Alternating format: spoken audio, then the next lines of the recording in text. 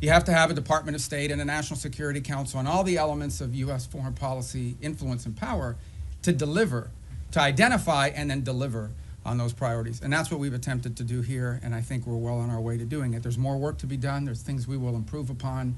But generally speaking, it was the genesis behind the reorganization of the department, oftentimes applying reforms that secretaries of states of both parties, appointed by presidents of both parties, have long sought to do.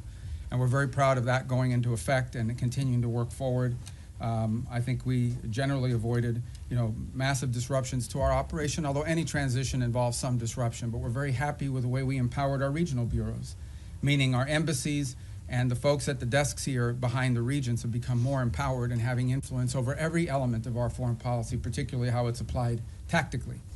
At the same time, one of the things we looked at is foreign aid. Foreign aid is not a separate activity of the United States government. It is an element and a tool of our foreign policy, and it should be used for the purpose of furthering the national interest. That doesn't mean we don't care about human rights. That doesn't mean we don't care about starvation. That doesn't mean we don't care about hunger. That doesn't mean we don't care about humanitarian need.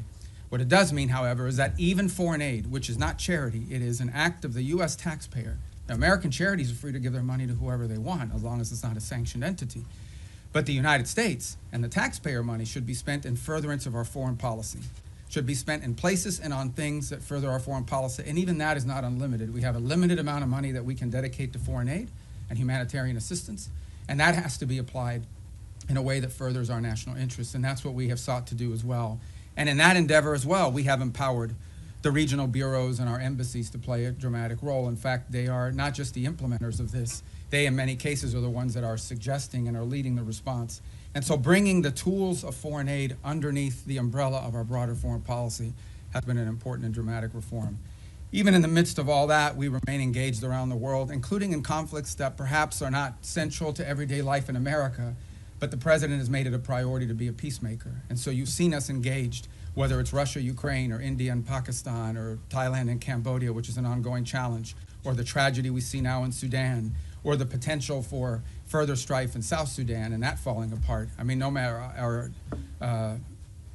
Armenia and Azerbaijan, we are always looking for opportunities, if possible, to play the role of a mediator that brings about the avoidance of war or the ending of conflicts. And obviously, in many of these cases, you can get people to the table and agree, and then there's the implementation process. And so we've made progress in many of these, particularly in getting them to agree to certain conditions. Obviously, it's ongoing work to make sure that those are implemented and applied. And some of these, conflicts have deep roots that go back many, many years. But we are prepared to be engaged and helpful in ways that perhaps other nations can't. We've been viewed as indispensable in that regard, and it's a role the president takes great pride in the promotion of peace around the world, and something he deserves a lot of credit for. He is personally engaged in all of this. Obviously, the big one was the situation with Gaza, which again is ongoing. There is now a ceasefire. There's that war is no longer going on at the scale and scope and all the things that were going on before. But obviously there's more work to remain. We are still through the process of trying to implement phase 1 and lead to phase 2 and phase 3. That is a long-term project, some of which will extend beyond the 4 years of this administration, but I thought was a very important achievement as well. So we have a lot to be proud about. I know you probably have some specific questions, and we can get to those, but I wanted to let that, lay that out as the preface and predicate for everything we're going to do today. So I'm going to start. How do I start? I'm going to start from the back row forward, and then I'll just juggle in between. I'll be here pretty long, so we'll get to everybody. Don't get desperate. Don't get wild. All right, I'll start with this gentleman with the white hair in the back. Yes, sir. Ask you about Gaza. U.S. wants Pakistan troops to be in Gaza. Has U.S. got a consent from Pakistan that they will be sending their troops in Gaza for peace building and peacemaking? Yeah. Well, look, in fairness to all the countries we've talked to about being and having a presence on the ground, I think they want to know specifically, what the mandate, what the specific mandate it was, the funding mechanism looks like. So we're very grateful to Pakistan for their offer to be a part of it, or at least their offer to consider being a part of it. I think we owe them a few more answers before we can ask anybody to firmly commit. But I feel very confident that we have a number of nation states acceptable to all sides in this who are willing to step forward and be a part of that stabilization force. And certainly, Pakistan is key if they agree to do so. But I think we owe them a few more answers before we get there. We're trying to make a lot of progress here with I think the next step here is announcing the Board of Peace, announcing the Palestinian Technocratic Group that will help provide daily governance. And then once that's in place, I think that will allow us to firm up the stabilization force, including how it's going to be paid for, what the rules of engagement are, what their role will be in demilitarization and so forth. Thank you. Next to you in the back. Mr. Secretary, thanks so much for doing this. I want to start with Russia-Ukraine. You mentioned that. Easy stuff, yeah. You mentioned your efforts. You know, there are talks going on right now, starting today and this weekend in Miami. What are your expectations from those talks? And the president yesterday made it clear he expects Ukraine to basically step up before Russia walks away. If you wake up in Odessa, if you're Ukrainian, this morning seeing Russians are bombing, you know, your city, or if you turn on TV and listen to Putin, what he says, why would the Ukrainians ignore what the Russians are saying publicly and believe in what they're hearing? Yeah, from look, mediators? there's a reason why this war hasn't ended, and that is because there's complex factors at play. I know that sounds like a throwaway line, but it's true. What we have tried to do in this entire process, and let's be clear about this. I mean, the United States is engaged in this. The president says this, and I'll translate what I think he's trying to say to you in all of this, and I think he's been pretty clear about it, is it's not our war, it's a war in another continent. We have equities, we have engagement in this war, but it's not our war per se. But we are been told by everybody, I think everybody would agree, that there's only one nation on earth, there's only one entity on earth that can actually talk to both sides and figure out whether there's a way to end this war peacefully, and that's the United States. And we've invested a lot of time, a lot of energy at the highest levels of our government. I believe President Trump has had more meetings with foreign leaders and others on the war in Ukraine than on any other subject, including trade. He's invested a lot of time. Steve and Jared have invested time. I've invested time. The Vice President, the Secretary of War, others, Secretary of Treasury, and more, have invested a tremendous amount of time and energy in this. And what we're trying to figure out here is, what can Ukraine live with and what can Russia live with? Sort of identify what both sides' positions are and see if we can sort of drive them towards each other to some agreement. Wars end generally in one of two ways. Surrender by one side for another, or a negotiated settlement. We don't see surrender anytime in the near future by either side, and so only a negotiated settlement gives us the opportunity to end this war. A negotiated settlement requires two things: both sides to get something out of it, and both sides to give something. And we're trying to figure out, what can Russia give and what do they expect to get? What can Ukraine give and what can Ukraine expect to get? In the end, the decision will be up to Ukraine and up to Russia. It will not be up to the United States. So that's the role we are trying to play in this. And that's why you see so many meetings going on. This is not about imposing a deal on anybody. It is about determining what both sides expect and need to have, and what both sides are prepared to give in return for it, and figuring out whether we can have those two overlap. And of course, that takes a lot of time and a lot of hard work. It can't generally be done in the media or in press conferences. I think we've made progress, but we have ways to go. And obviously, the hardest issues are always the last issues. Yes. All right, I'm going to go to the next row. That gentleman right there with the glasses. Well, right behind you, because you're not the next row. That's the next row, right there. Yes. Thank you. I'd like to ask how you Oh, I'm view. sorry. I didn't see. Okay. Oh, go ahead. You can start. I hadn't seen you. I'd seen it, but you can go because you're first on that row. So. Okay, great. Thank you so As much. a well-oiled machine, ladies and gentlemen. So go ahead. I'm sorry, man. Thanks. I'd like to ask how you view recent escalation of tensions between Japan and China. You've been known for your tough rhetoric towards China over the years. Do you condemn China's recent provocative actions against Japan? Yeah, no, I think I've been nice to China, in terms of the work we have to do with them. And I mean, I had another job. My job now is I represent the President of the United States in the United States in foreign diplomacy, and I think we've made good progress with the Chinese. The Japanese are a very close ally of the United States. I think these tensions are pre-existing. We understand that's one of the dynamics that has to be balanced in that region, and I believe that we feel very strongly that we can continue with our strong, firm partnership and alliance with Japan, and do so in a way that continues to allow us to find productive ways to work together with the Chinese Communist Party and the Chinese government. Look, there'll be tensions, there's no doubt about it. I mean, at the end of the day, China is and it will continue to be a rich and powerful country and a factor in geopolitics. We have to have relations with them, we have to deal with them, we have to find the things we are able to work together on, and I think both sides are mature enough to recognize that there will be points of tension now and for the foreseeable future. Our job as part of responsible statecraft is to find opportunities to work together, because I think if there's a global challenge that China and the U.S. can work together on, I think we can solve it. And there'll be points of tension. We well recognize that, and our job is to balance these two things. I think both sides understand that. And I think we can do that without imperiling or in any way undermining our very firm commitment to our partners in the Indo-Pacific that includes not just Japan, but South Korea And obviously, if you extend further out, you know, I don't want to leave anybody out, but India and Australia and New Zealand and all the other countries. And we also have growing and burgeoning relationships with countries like Vietnam and even Cambodia that we really haven't had, you know, very close contacts with historically. But we've talked to them a lot lately, obviously through the context of the conflict going on with Thailand, but also to figure out opportunities to work together strategically. And I say Thailand, of course, we've had a very long and strong strategic alliance with them for many years. All right, now, yes, sir. Thank you. Gracias, señor secretario. Dos puntos concretos en español. Bajo esta lógica hemisférica, ¿han considerado ampliar la presión más allá de Venezuela o Colombia a regímenes como los de Nicaragua o Cuba? Y segundo, esta semana en el Congreso se denunciaba que México está mandando decenas de buques petroleros a Cuba con la preocupación de que eso financia la dictadura. ¿Debería México reconsiderar esta política de asistencia al régimen cubano? I'm going to answer in Spanish if that's okay, guys, and then I'll do it in English as well. And does somebody do closed caption on this? Can they do it? Can they? It doesn't matter because I'm going to say the same thing in English. Mira, la amenaza más importante que existe en la región es estos grupos terroristas criminales. Es la amenaza que enfrenta a Colombia, la amenaza que enfrenta el hemisferio entero, pero es la raíz de la violencia en Ecuador, en México, en todo Centroamérica, en todos estos países. Es la amenaza más primordial de la región. Entonces tenemos gobiernos que cooperan en nuestros esfuerzos en contra de eso. Panamá, Costa Rica, Ecuador, El Salvador, la República Dominicana. No dejo a nadie fuera, pero son muchos que cooperan. Tenemos y seguimos teniendo muy buenas relaciones con los equipos de seguridad de Colombia. Entiendo que el presidente de Colombia es una persona inusual, pero encima de eso tenemos, al nivel institucional, tenemos muy buenas relaciones y con México. El gobierno de México está haciendo más en este momento en el tema de seguridad que jamás en su historia. Queda mucho por hacer, pero tenemos cooperación. En el tema de Venezuela no tenemos eso, tenemos un régimen ilegítimo que no simplemente no coopera con Estados Unidos, sino coopera abiertamente con elementos criminales. Por ejemplo, el ELN y la FARC operan abiertamente desde territorio venezolano.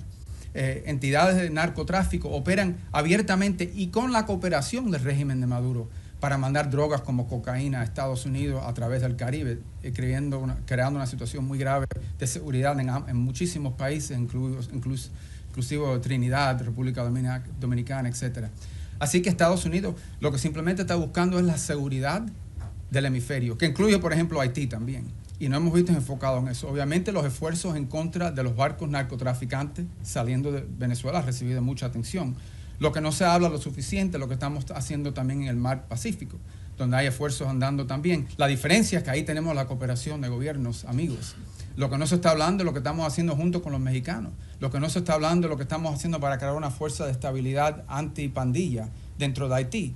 Lo que no se está hablando es toda la cooperación que existen con todos estos gobiernos para llevar a cabo esta guerra en contra de estos elementos terroristas, criminales, que operan abiertamente dentro de nuestra región y que amenazan los estados de esta región. La buena noticia es que este nuevo año nos va a traer más gobiernos en el hemisferio que están dispuestos a cooperar en países como Bolivia, en Chile. Obviamente ya tenemos grandes amistades en lugares como Paraguay y Argentina. Y en fin, la reelección del presidente en Ecuador, la cooperación que existe en muchos países y esperemos poder ampliar esas relaciones con otros países también. Así que el esfuerzo se trata de eso y en eso estamos enfocados. Y obviamente tenemos que determinar cuáles son las fuentes de inseguridad en la región. Y esa fuente, la razón por la cual Venezuela ha recibido tanta atención, es porque Venezuela es un país que no simplemente es un régimen ilegítimo, que no simplemente no coopera con nosotros, sino abiertamente coopera con elementos criminales y terroristas, incluyendo Hezbollah, Irán y otros. Y obviamente estos grupos narcos cooperan abiertamente desde ahí. You know, the question and it's a question many of you might have as well, is when it comes to the Western Hemisphere, the single most serious threat to the United States from the Western Hemisphere is from transnational terrorist criminal groups, primarily focused on narco trafficking, but they're in all sides businesses as well. So the good news is we have a lot of countries in the region that openly cooperate and work with us to confront these challenges. Mexico, their level of cooperation with us is the highest it's ever been in their history. Throughout Central America, for the most part, except for maybe Nicaragua and to some extent Honduras, we've had great cooperation from Ecuador, from El Salvador, from Ecuador being in South America, but across the Pacific coast where we're also undertaking efforts. Guatemala, Costa Rica, Panama. These are all nations that cooperate with us openly in search of stability in the region. You move to the Caribbean basin, in Trinidad, in Guyana, in Jamaica, in the Dominican Republic, countries that openly cooperate with us. Even Colombia, despite its unusual president, has institutions in that country that work very closely with us, and those ties remain unimpeded and unaffected.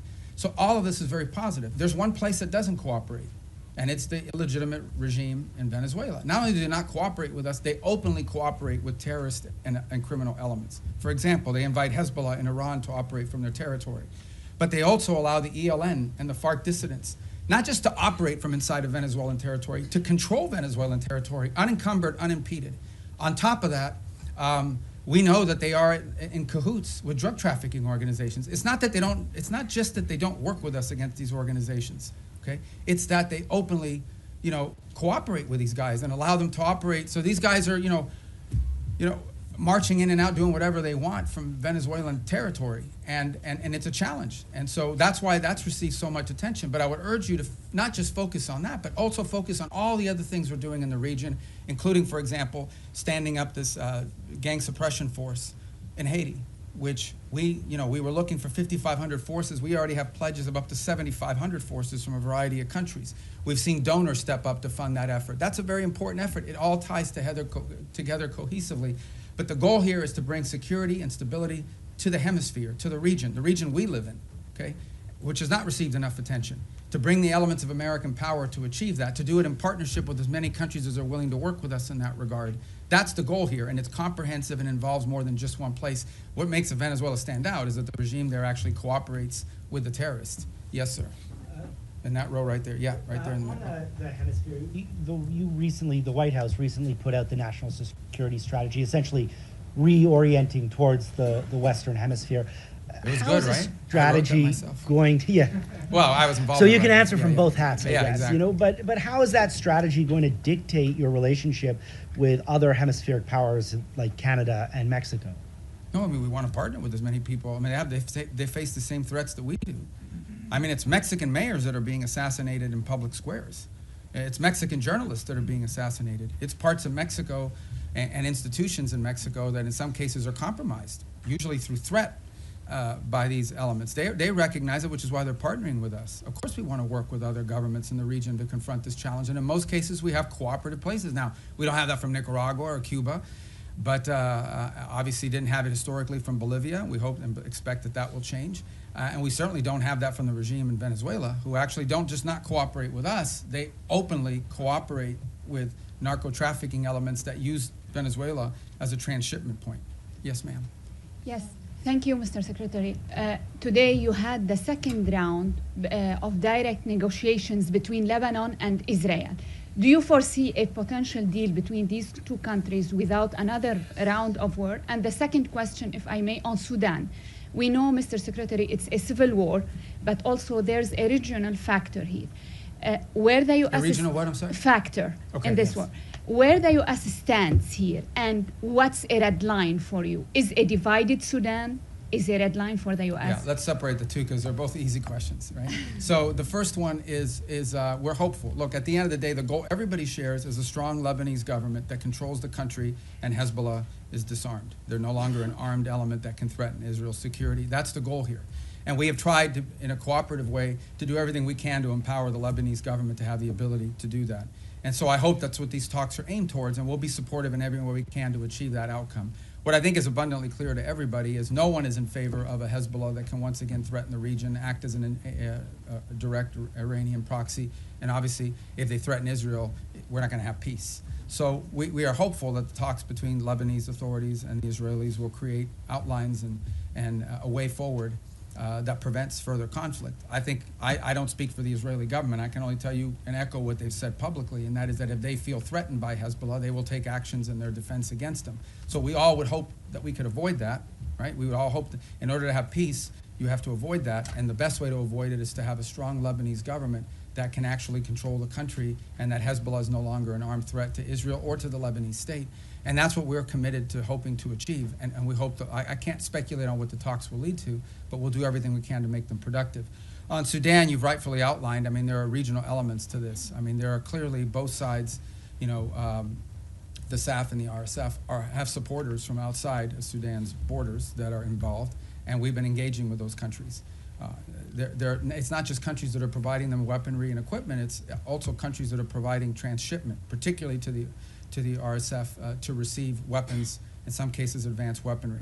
Our goal right now in the short term, and what we've emphasized to everybody, including in my calls with leaders in the UAE, leaders in Saudi Arabia, we're very engaged in that. Our special envoy, Masad Boulos, just returned from the region, meeting with the Egyptians, with the Saudis, with the UAE, and others. We've also been in collaboration with the UK on some of this. Our goal, the immediate goal we have, is a cessation of hostilities, okay? A humanitarian truce going into the new year that allows humanitarian organizations to be able to deliver aid to the people in great distress. Right now, that's not possible. We are hearing, continue to see reports of humanitarian convoys actually being struck on their way in. And so you can just imagine what's amazing to us is these convoys are struck and the rest of the convoy continues. That's how committed these groups are. But what we said to everybody on it is that what's happening there is horrifying. It's atrocious. That one day the story of what's actually happened there is going to be known and everyone involved is going to look bad. And we have played the role we have played is a convening role in bringing the parties to the table.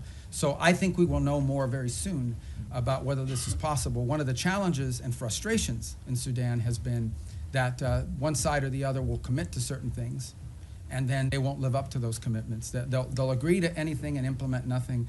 And oftentimes what happens is when one side feels like they're making advances in the battlefield, they don't necessarily see the need to concede at that point because they believe they're on the verge of achieving some success on the ground and a truce would set them back. But what we've emphasized is none of these groups can operate without the support they're receiving externally.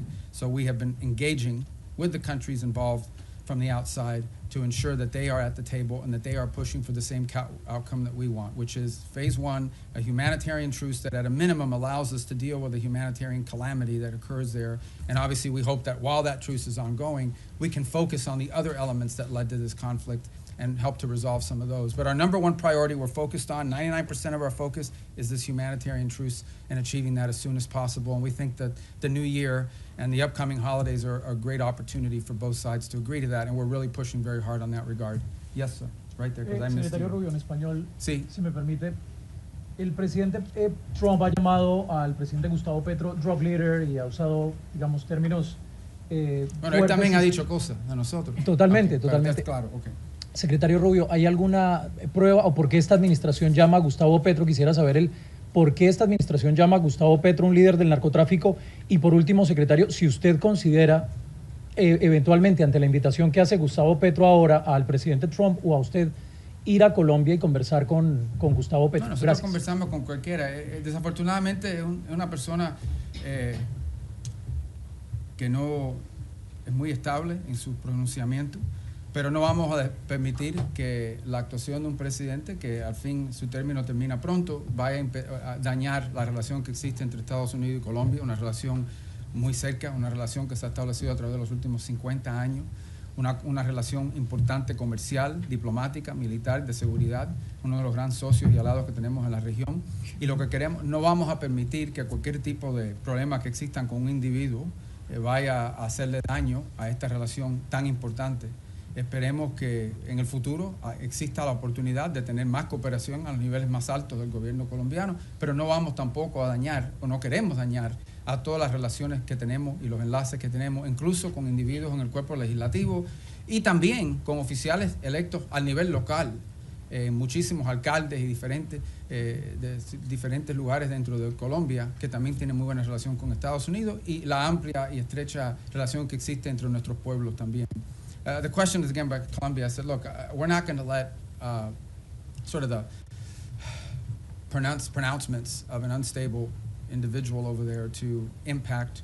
We don't want to let it impact our broader relationship with Colombia. It's an important relationship, an important alliance.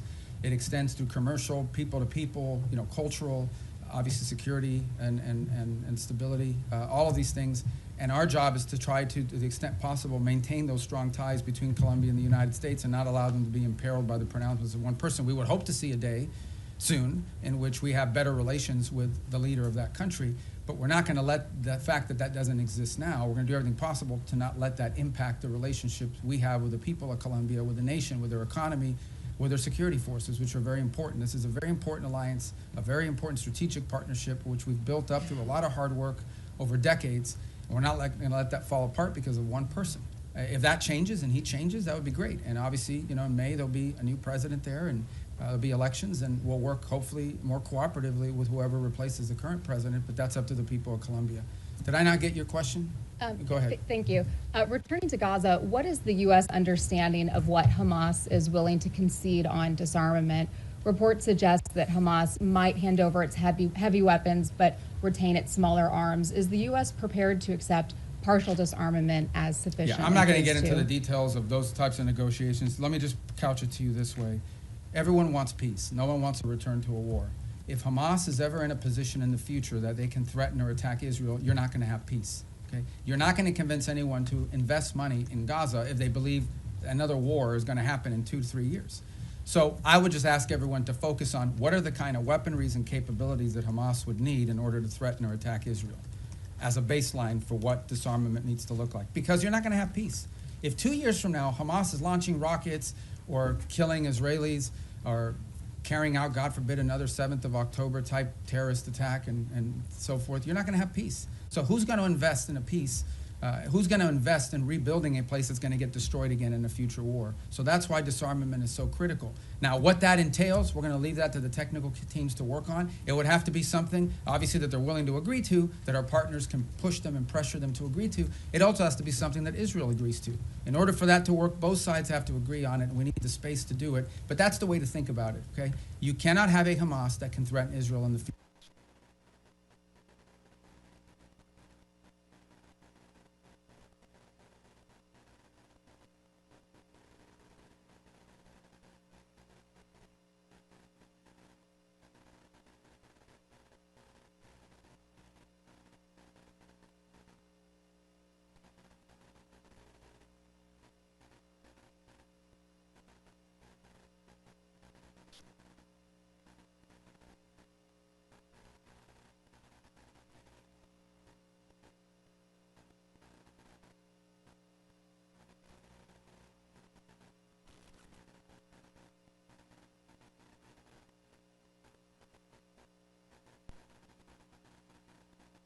Future. If they can, you won't have peace.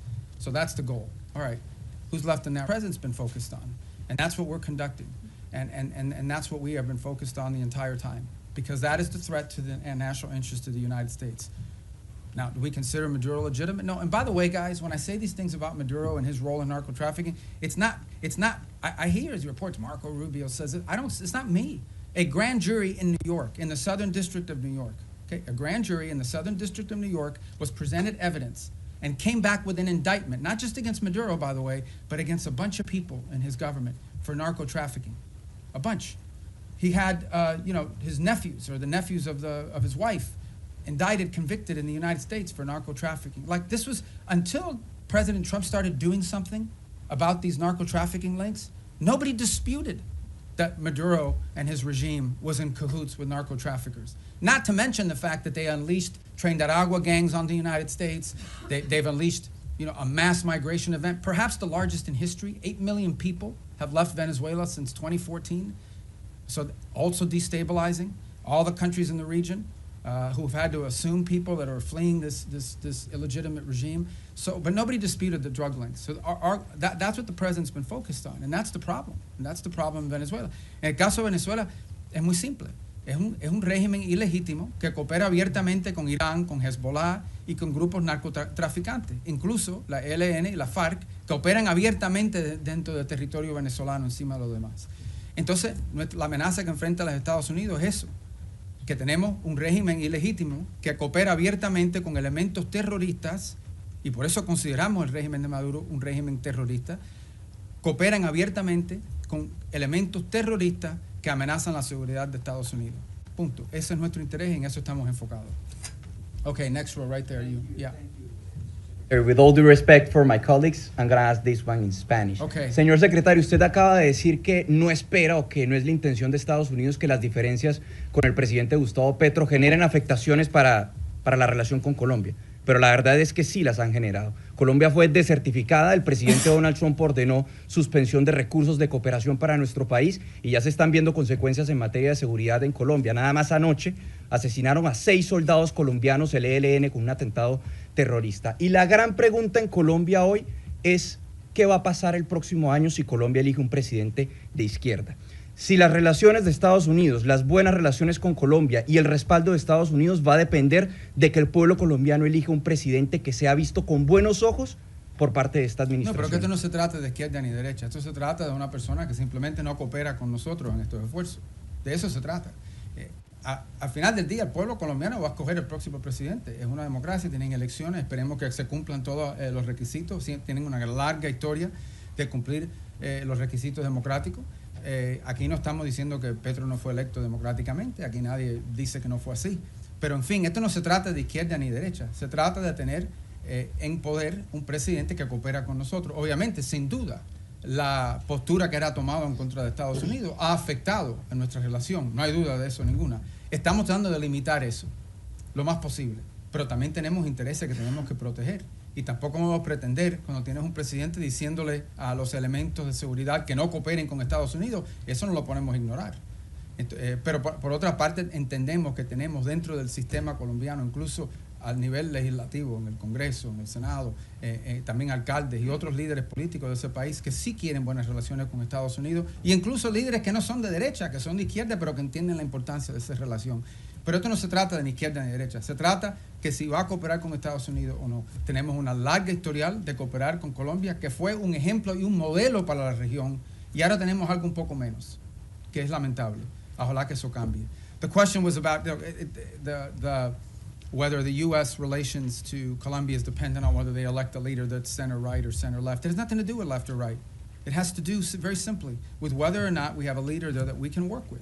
The U.S.-Colombian relationship, especially our security relationship, but also our economic one with a free trade agreement, is a model. It was a model for the region. We tried to replicate that. Everybody would use Plan Colombia as an example of what you need to do in these other places. And we want to continue that. Now, no doubt, when you have the president of a country saying some of the things and ordering some of the things that he's ordered, it's going to have an impact on some of that relationship. Our job is to try to preserve and protect as much of that relationship as possible, but it will be impacted. But it doesn't matter whether the next president is center-right or center-left. That's not the issue. The issue is whether the next president is someone who's going to, once again, cooperate with the United States and restart these relations. That's what we seek. And if President Petro changes in his stance, perhaps that could change as well. But if he doesn't, obviously, it'll be up to the people of Colombia to elect their next president. Yes, ma'am, right there in the middle. I don't want you guys to think I'm only picking the Spanish ones, okay? I actually don't know who any, well, there's a list here, but I can't even read it without these glasses. All right, go ahead, I'm sorry, perdón. Secretario Rubio, usted lleva años denunciando el régimen de Nicolás Maduro y estuvo, entiendo, hace poco en una conversación telefónica donde hablaron el presidente Trump y Nicolás Maduro. Quisiera preguntarle cómo sintió a Nicolás Maduro en esa conversación, usted que lo conoce desde hace años, pues su comportamiento, si siente que está acorralado como reportan los medios, si está abierto a irse a otro país a cambio de un indulto, si ustedes estarían pensando en reunirse con él. ¿Cómo fue esa conversación? O sea, ¿qué nos puede contar de el efecto que está teniendo sobre la presión? Yo no voy a comentar sobre ninguna conversación del presidente Trump con cualquiera del mundo, si existió o no existió. Yo no voy a comentar sobre eso. Voy a repetir lo que he dicho ya. Esto se trata de algo muy simple. Y esto se trata de los intereses nacionales de Estados Unidos. Y hay una amenaza regional que existe. Y en el caso de Venezuela no tenemos cooperación. Para empezar, que es un régimen ilegítimo. Segundo, que es un régimen que no coopera, es antiamericano en todos sus pronunciamientos y actuaciones. Y tercero, es un régimen que no solamente no coopera con nosotros, sino abiertamente coopera con elementos peligrosos, terroristas y criminales. Incluso ellos mismos lo son. Entonces es difícil llegar a un acuerdo con terroristas que están abiertamente cooperando con estos elementos peligrosos que amenazan la seguridad de Estados Unidos. Encima de eso no voy a especular más. Pero va a haber guerra, secretario, porque ahorita en Colombia todo el mundo se está levantando, en Venezuela, con la posibilidad de que haya una guerra entre Estados Unidos y Colombia. Nosotros estamos protegiendo el interés nacional de Estados Unidos. Yo creo que, en fin, ese es nuestro derecho. Y también le diré que en Colombia debe haber mucha preocupación, que ha habido un ataque el día antes de ayer, o fue ayer, de ELN, o la FARC, creo que fue ELN, y ¿de dónde operan ellos? Abiertamente, de territorio venezolano, abiertamente, como si fueran un país soberano, operando abiertamente dentro del territorio venezolano. It's the same question, guys, and that is, the bottom line is very simple. Our interest in Venezuela and in the region is the national interest of the United States. And in Venezuela, we have an illegitimate regime that not only does not cooperate with the United States, but openly cooperates with narco-terrorists and others who threaten the national security of our country. The gentleman in the middle. I'm going to try to get to everybody, I promise. But you guys, by then, your questions will be Thank you, more Mr. Secretary. specific.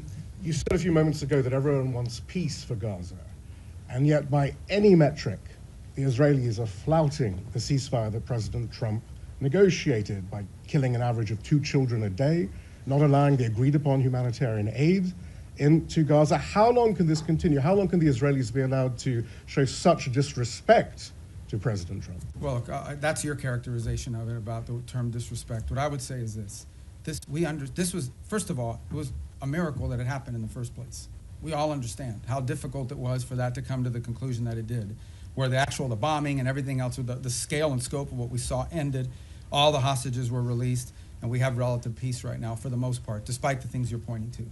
That was very difficult. But this is not easy. Peace is a verb. It's an action. It's not a sentiment. Every single day will bring challenges. Every single day. We also have had instances, for example, over the last couple of weeks, where Hamas elements emerged from a tunnel, attached an explosive device to the side of a vehicle, and injured and almost killed Israeli soldiers. We still have this threat. We still have and see every single day Hamas openly taking steps to strengthen themselves within inside of those places in Gaza that they still control. We saw early on the atrocities they were committing in the streets against people as they were trying to show people how strong they were. So I don't think I'm standing here to tell you this is going to be easy. This is an hour-by-hour, day-by-day challenge. It's one of the reasons why we have stood up this center there in operating in Israel, in partnership as well with another cell that exists in a regional country. It's why every single day there are meetings among both intelligence, diplomatic, and military officials of multiple countries that help bring about this deal to manage this. And that's why it is so critical. It is so critical and so key that we move to complete this first phase, that we move to put in place the board of peace, get everybody agree to be a part of it, move to put in place this Palestinian technocratic organization so that they can begin to provide some governance structure, and move to put in place the stabilization force. That's the goal here, but it's not going to be easy. Every day will bring new challenges to that, and we recognize those challenges are coming from all sides. Very quick follow-up there, but who's going to want to be a part of a stabilization force if Israel is effectively using Gaza as a free fire zone? Well, these are the things these are the things that we're working through right now. That's why it didn't happen yesterday. That's why we didn't, I don't mean yesterday literally, that means why we're not there yet. This is the hard work of diplomacy and peacemaking. Peacemaking isn't just signing a piece of paper, it's actually complying with it.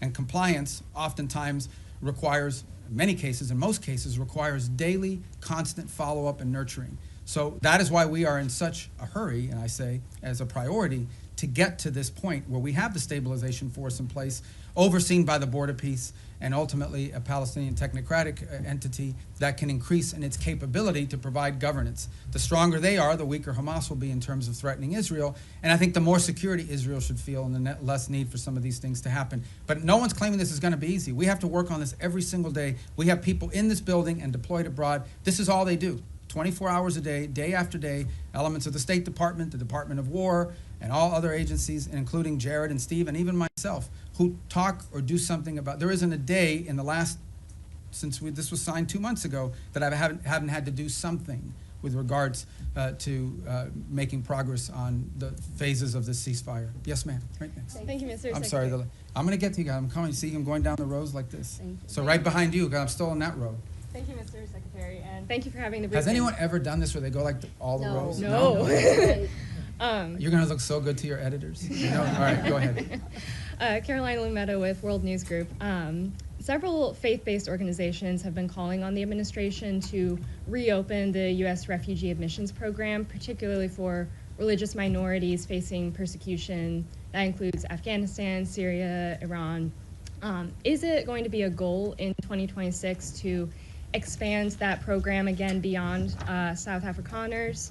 Yeah, so here's the problem, okay? In the last 4 years, we had a flood of people enter this country through a variety of means. So that's what we confronted. We have to stop that, and we did. We've been successful. You see the border secured, the number of illegal entries has completely collapsed. And now we're facing a second challenge, and that is we've admitted a lot of people into the United States. And perhaps the overwhelming majority of them are not bad people and so forth. This is all true. But there are people, we know, okay, for a fact, that there are people in this country who got in through some form of vetting that was wholly insufficient. And we've seen tragic evidence of that very recently, including people that we claim to have vetted. So, why does that happen? Because there are some places where you can't vet people. You can only vet people on the basis of information you have about them. But that information is oftentimes dependent on whether there's some local authority that actually has any information about them. Okay, so that is the challenge we're facing, which is why the president has sort of put a stop to all of these things until these systems for admitting people into our country can be improved. But I think everyone would understand that after a flood of 15 to 20 million people into our country, almost unrestrained in some extent, over the last 4 years before taking over in January of this year, there's a desire in our country to put a stop to that until we can fix these processes to ensure that not only do we know who's in the country now, but in the future, we're not going to face some of these challenges that we faced in the past. So, look, the United States remains the most generous country in the world when it comes to legal immigration. This year alone, close to 1 million people will enter this country legally and have their green card and go to war. But we do have a right, like every sovereign country does, to know who you are, why you're coming, what you've done in the past, and what we think you might or might not do in the future. We have a right. We have a right to make sure that you're not going to come to this country and pose a burden on our social safety network. All of these things are rights of sovereign countries. A bunch of sovereign countries in the world do it. Most of the countries in the world have far more restrictive immigration policies than the United States has ever had. But we are in a special period right now. This is not like business as usual. This is, right now, we are less than a year removed from the most reckless migratory incompetence in American history, where a flood of people and mass migration events entered the United States. And they can claim all they want that they vetted people. This is just not true. Some of them were cursory vetting, and in some cases you couldn't vet them because the countries or places they came from had no documents upon which they could be vetted on. So that program will be studied, and it will not be restarted at the scale and scope it was until we are comfortable that it is one that we know everyone who's coming in and who they are and whether they meet the criteria for admission to the United States. Do you have any sort of timeline for that? Thank you so much, Mr. Secretary. A follow-up on the conversation between President Trump and Maduro, because the day after the conversation, the president said he was going to be meeting that gentleman very soon. Is this still being considered? Is the president still considering that? Is still a chance for diplomacy on Venezuela? And also, any role that you see Brazil could play? Because just a few weeks ago, President Lula spoke with President Trump and Nicolás Maduro.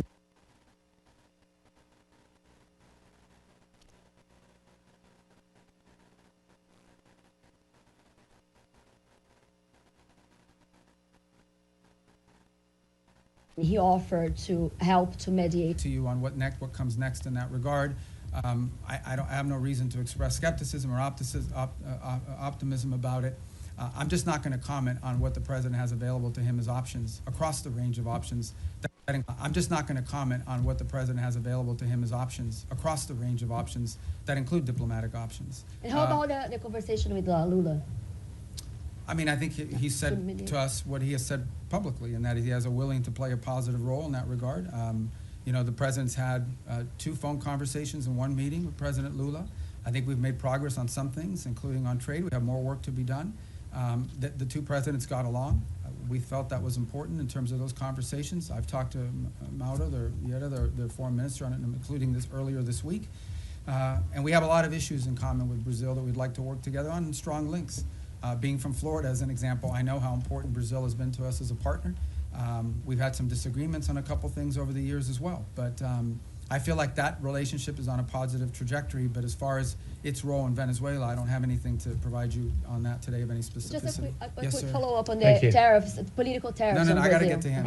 Okay. Thank you, Mr. Secretary, and thank you very much for doing this. On phase 2 in Gaza, when is the soonest that we could see that being implemented? And then separately, you said at the top that you want the US to play the role of mediator that brings about the avoidance of war and ending conflicts. How do you square that position with a possible military intervention in Venezuela? Thank you. Well, first of all, a couple things. Wanting to pursue peace and secure peace does not necessarily come at the expense of your national interest. We reserve the right and retain the option of defending our national interest. Now, in the case, again, we're going to talk about Venezuela. Let's be clear. Maduro has made multiple deals with elements around the world, including with the Biden administration. Okay, Maduro made a deal with the Biden administration, and here's the deal he made. And I only say this to you not because we want to get back to that deal, but just as an example of why the guy cannot be trusted to keep deals. It's a problem. Okay, somebody, breaks deals multiple times, you have a right to be skeptical they're ever going to keep the deal. He made a deal, and as part of that deal, they lifted sanctions. They released his 2 nephews from federal custody after their conviction. They sent back his bagman, Alex Saab, and all these sorts of things. He released political prisoners, and he promised to have free and fair elections. He didn't have free and fair elections. He rearrested or exiled most of those political prisoners, so he pocketed all the benefits and lived to none of those commitments. So, look, it's hard to have and do a deal with someone who never keeps a deal. Now, on the broader perspective of what you're asking about, let's be mature here. Yes, there are issues where we want to pursue peace if that is possible, but we also have our national interest. If our national, we're not going to reach a peace deal with narco-trafficking bans. We're not. We can't reach a peace deal with MS-13. We can't reach a peace deal with Tren de Aragua. We can't reach a peace deal with the ELN or the FARC that are still pumping drugs into the United States or any of their cartels in Mexico. You can't do a peace deal with these people any more than you can do a peace deal with the mafia. So I think it's important to understand that's different between warring factions and nation states around the world where we feel like maybe we could act as a bridge to bringing about the differences. But when you're talking about things that directly implicate the national interest of the United States, and no one can argue that transnational criminality and terrorism in our hemisphere is not a threat to the national interest of the United States, we have to we reserve the right and have the right to utilize every element of national power to defend the national interest of the United States. And no one can dispute that. And every country in the world reserves the same option. We just simply have more power than some of them do. And phase 2 Gaza? Oh, phase 2 Gaza, yeah. I mean, we got to complete phase 1 to get to phase 2. That's why we're working every day to get there. Look, guys, if this stuff was easy, it would have been done already a long time ago. This is a complex situation. No one would dispute it, but it's important. What we achieved already, what the president achieved ending that war already was something no one thought was possible. Everyone thought that the last episode was going to be an Israeli incursion into Gaza City that would lead to massive loss of life and the hostages would never be reunited with their families. And today, as we speak, all the hostages that were living are back, all but I believe one of the bodies has been returned. No one would have believed that 6 months ago. So that in and of itself, but that is not the end of the story. We want to continue on this. But what we're talking about is dealing with something that no one has been able to solve in 30 or 40 years. No one. And it's going to take some time. But I feel generally optimistic that we have the right people at the table with the right motivations to make it happen. But no one is claiming to you that this is going to be just a straight up trajectory. It's going to have its ups and downs. It's going to have its good days and bad days. The important point is that the momentum and the trajectory on it is a positive trajectory, and we're investing, high levels of our government every day in trying to make that happen. But we can't do it alone. We have all these other partners that we have to include. So I would focus you on let's get the board of peace in place and announced. Let's get the technocratic Palestinian group in place, and then let's get the stabilization force in place, and then we can move on to the other elements, the phase 2 and phase 3 of the plan, that hopefully will be what will be enduring. And the work of putting phase 2 and phase 3 in place is going to extend far beyond the next 3 years. I mean, this is a generational commitment, but we want to leave those pieces in place for the next administration to continue to build upon, even as we achieve phase 1 and parts of phase 2 during this administration. Yes, ma'am. Yeah, Mr. Secretary, some of your former Democratic former Senate colleagues who considered you one of their most trusted bipartisan partners have, since you joined the Trump administration, accused you of abandoning some of your former principles and positions. And 3 or 4 have said they regret voting for you. Well, I had 99 votes. I could have spared 4. What's your response to that? And more importantly, how do you think about building and maintaining bipartisan consensus and cooperation on foreign policy at this moment, especially because that will be necessary to sustain President Trump's legacy after he leaves office? I mean, we live in a very different time, unfortunately. I engage with senators, for example, from both parties. Just saw a bunch of them the other day all the time, and obviously, but politics today is very different than it was 10 or 20 years ago. It just is. I'm not in that anymore. I'm no longer in a political office, but I know political offices. I served 14 years in the Senate, and politics is real, right? I mean, there's also not a lot of benefit to a Democratic senator saying what a great guy Marco Rubio is in this current political environment, or anyone in the Trump administration for that matter. So all I will tell you is I get up every day, we go to work, we get work done, we do cooperate and work with. They don't always agree with everything we're doing, but I have a lot of people in the Senate, particularly chairmen of key committees that we interact with. There's things people can say and do in the public that because of politics in private that they can't say or do in public. But I don't know what else to comment on that other than one more point, and that is, I think this is important. I think people have lost sort of their mindset here a little bit, okay? The foreign policy, the State Department is not its own government, okay? The Secretary of State is not its own government. I'm appointed by the president, confirmed by the Senate, and then, or nominated by the president, confirmed by the Senate, and then appointed by the president. But at the end of the day, the person the people of the United States elected to be the president of the United States and the commander-in-chief is Donald J. Trump. That's who they elected. And my job, and the job of the people in our administration, is to implement the president's foreign policy. We provide advice, we provide counsel, but ultimately our job is to take what the president wants to do, take his vision, and implement it. Come up with options for implementing the president's vision. That's my job today. When I was a senator, I represented the state of Florida. Today, I am the Secretary of State for Donald J. Trump, the President of the United States, and my job is to implement the President's foreign policy, provide advice, provide counsel, provide ideas, provide for opportunities and ways in which his foreign policy can be implemented. But in the end, our job is to implement that. And why people think that somehow foreign policy can be divorced from our republic? That's not the way our Constitution works. The Constitution does not say you elect the President of the United States and then you put in place a State Department to undermine the President if the person who's the Secretary of State doesn't agree with him. That's ridiculous. That's stupid, really. And I don't know why anybody would think that. So that's the job I have, and that's the job I'm proud to do. I think we've made a lot of progress. We have a lot more work to do. All right, on our row right there from Italy, right? I know you from the... Yes. Do you cover us now, or are you on Capitol Hill still? No. Everything. Both. So you're like a one-man bureau for the whole well thing. As All here. right. So, You're like me. You have two jobs. Good. Yeah. All right. Thank you, Mr. Secretary. So the United States, on one hand, are with Russia to end the war in Ukraine, but on the other hand, the Russian foreign minister yesterday or the day before said it would be a fatal mistake from the U.S. To block the oil tanks from Venezuela and trying to overthrow the Maduro regime.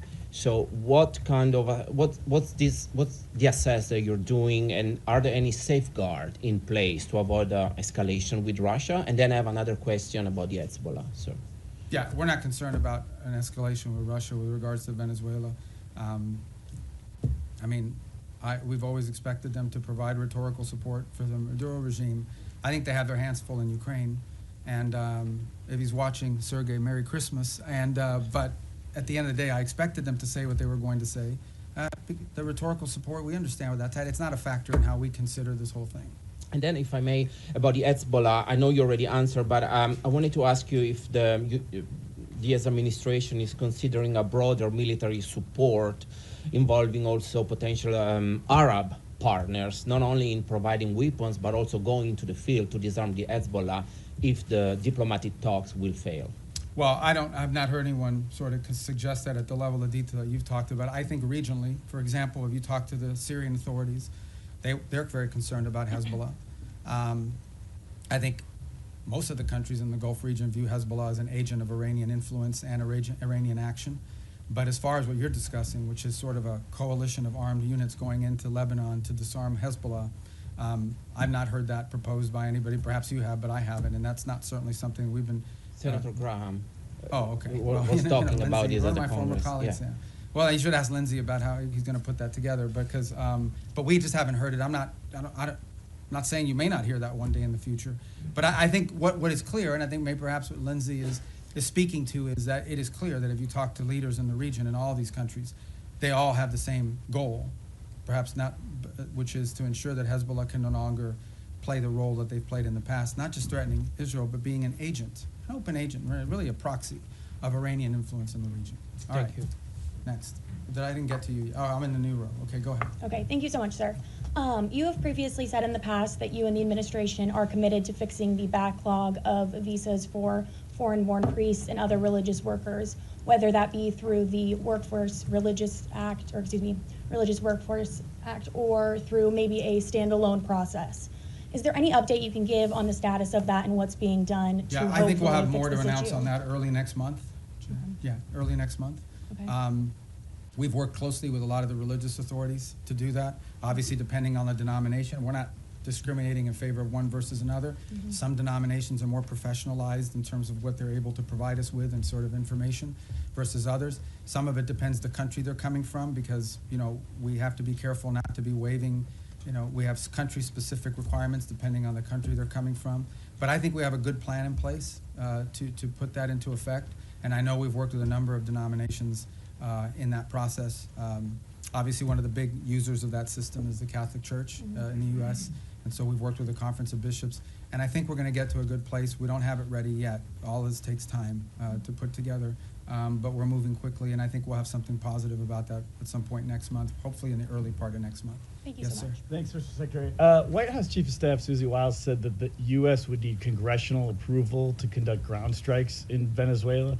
Do you share that view? And on your response today on regime change, Wiles already acknowledged that the point of the both strikes was to pressure Maduro, i.e. have him leave. Why not just acknowledge that this is a regime change? Do you have the quote she said? That this is No, but do you have the quote? To cry uncle. Yeah, was so, the okay, quote. so cry uncle, all right? I guess in Spanish you would have to say tío. But I think, I don't know how that, I mean, you can interpret any way you want. But at the end of the day, it is clear that the current status quo with the Venezuelan regime is intolerable for the United States. The status quo, that they operate and cooperate with terrorist organizations against the national interest of the United States. Not just cooperate, but partner with and participate in activities that threaten the national interest of the United States. So yes, our goal is to change that dynamic. And that's why the president's doing what he's doing. Change that dynamic by ensuring that no one wants to get on drug boats anymore. You know, people were just going out there, you know, openly without any fear of the Reaper. And now I think people understand, like, it's not a good idea. By the way, we haven't had a strike in the Caribbean basin in almost 5 weeks. Do you know why? It's not because we stopped looking. It's because no one wants to get on a boat anymore and do that. So it's been effective at cutting that down. Now there's been strikes in the Pacific. So the bottom line is that, sure, our goal is to, I mean, what's the point of doing something else? But the change, people want to focus on regime this and this and that. The goal here is very simple. The national interest of the United States. The President of the United States was elected to protect the American people, to protect America. That's what he was elected to do. It's one of his fundamental promises that Donald J. Trump made when he was elected President of the United States is, I am going to protect this country.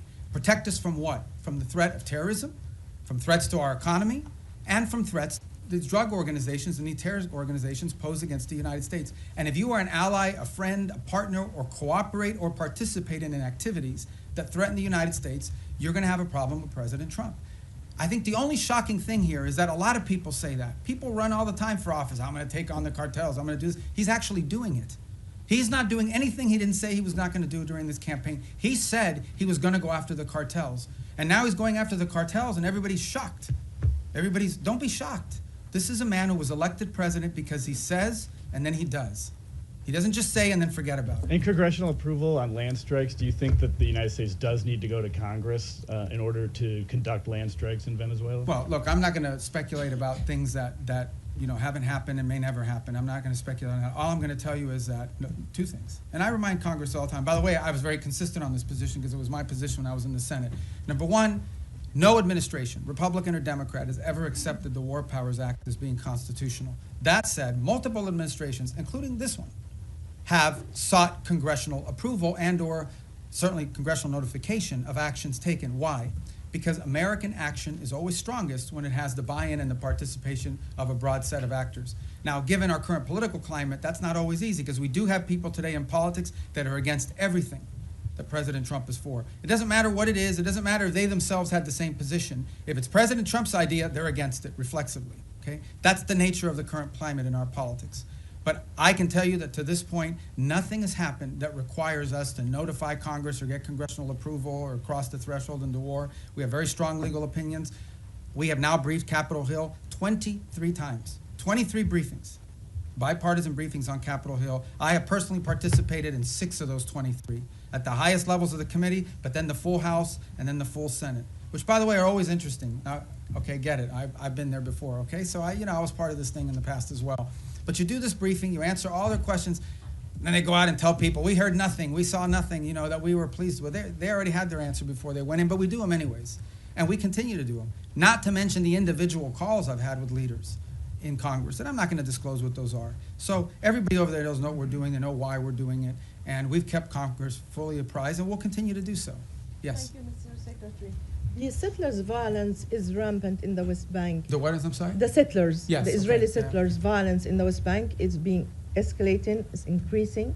Also, Israel is building around 20 settlements unit. Doesn't this undermine your own effort in the peace process?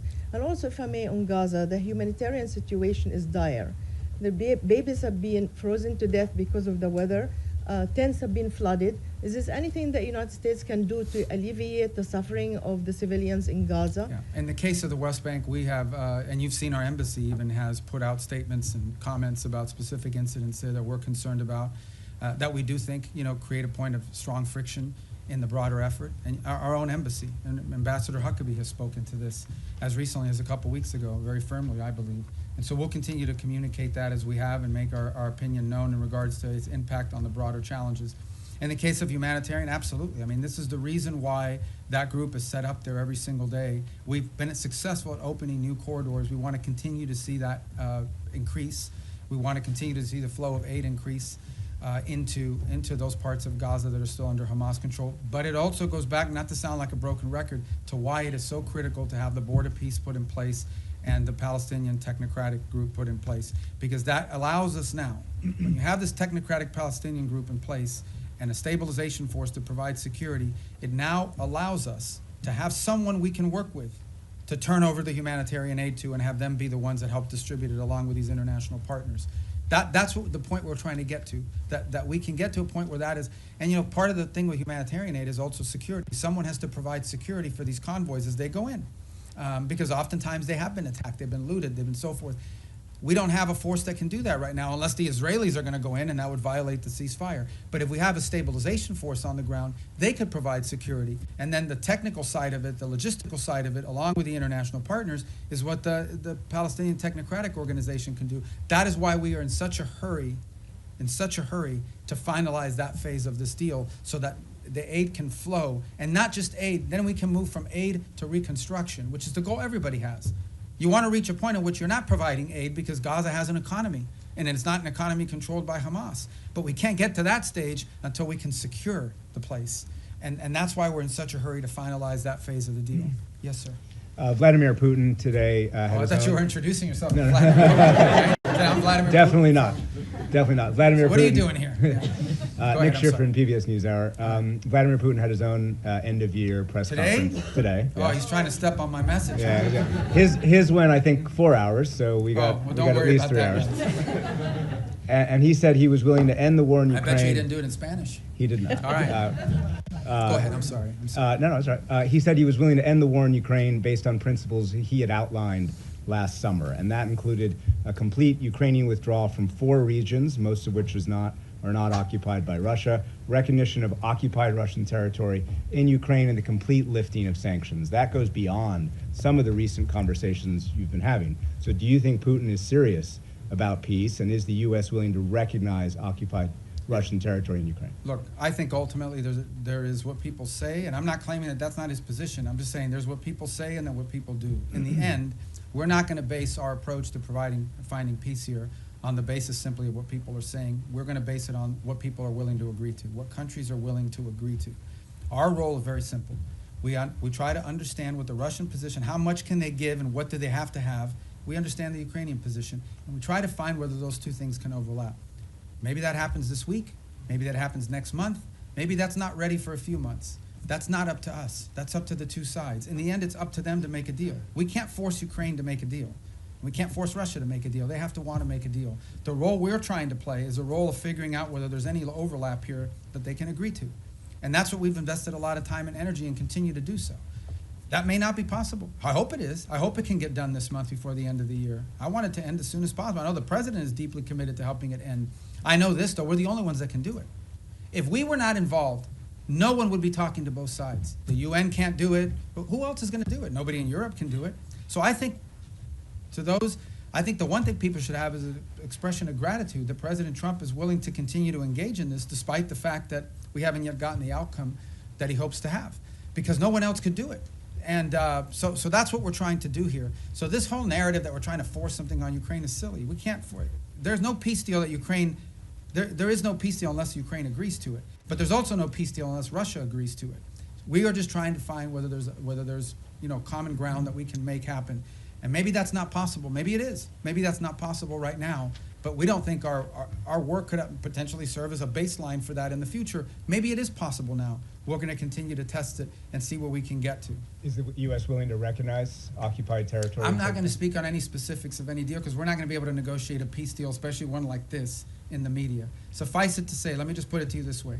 There can't be a peace deal unless Ukraine agrees to it. And there can't be a peace deal, of course, unless Russia agrees to it. But remember that. Any peace deal is one that Ukraine has to agree to because they're a combatant. If Ukraine says we don't agree to it, there won't be peace.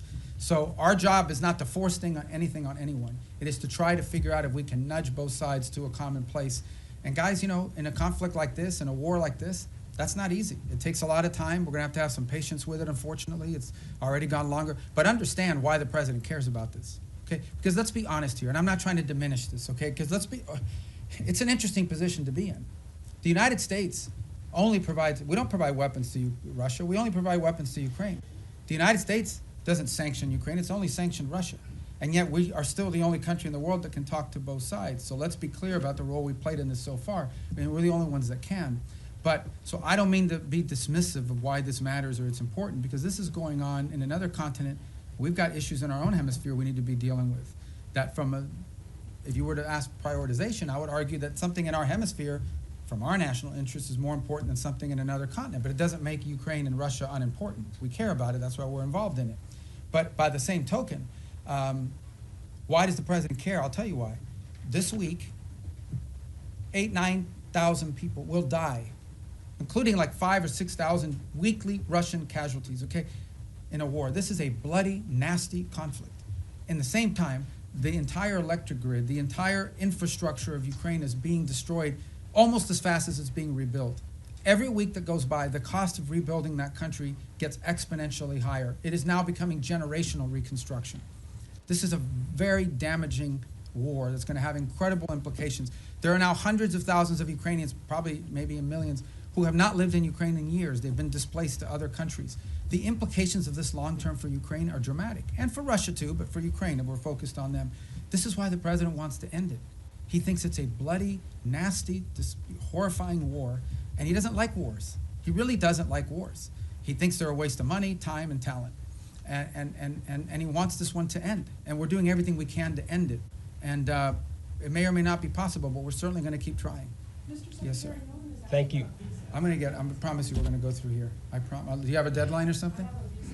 I know, but let me get to the roads, because if not, if I break up the road thing, you're going to screw up the whole plan I have for today. Go ahead. Thanks, Mr. Secretary. If I can turn internally for a moment, a recent survey by the American Foreign Service Association found strikingly low morale among career diplomats in the U.S., some of whom reported that they feel like they can't freely express their opinions, that their candidate input is not welcome, and many of them are saying that they're actually thinking about career changes.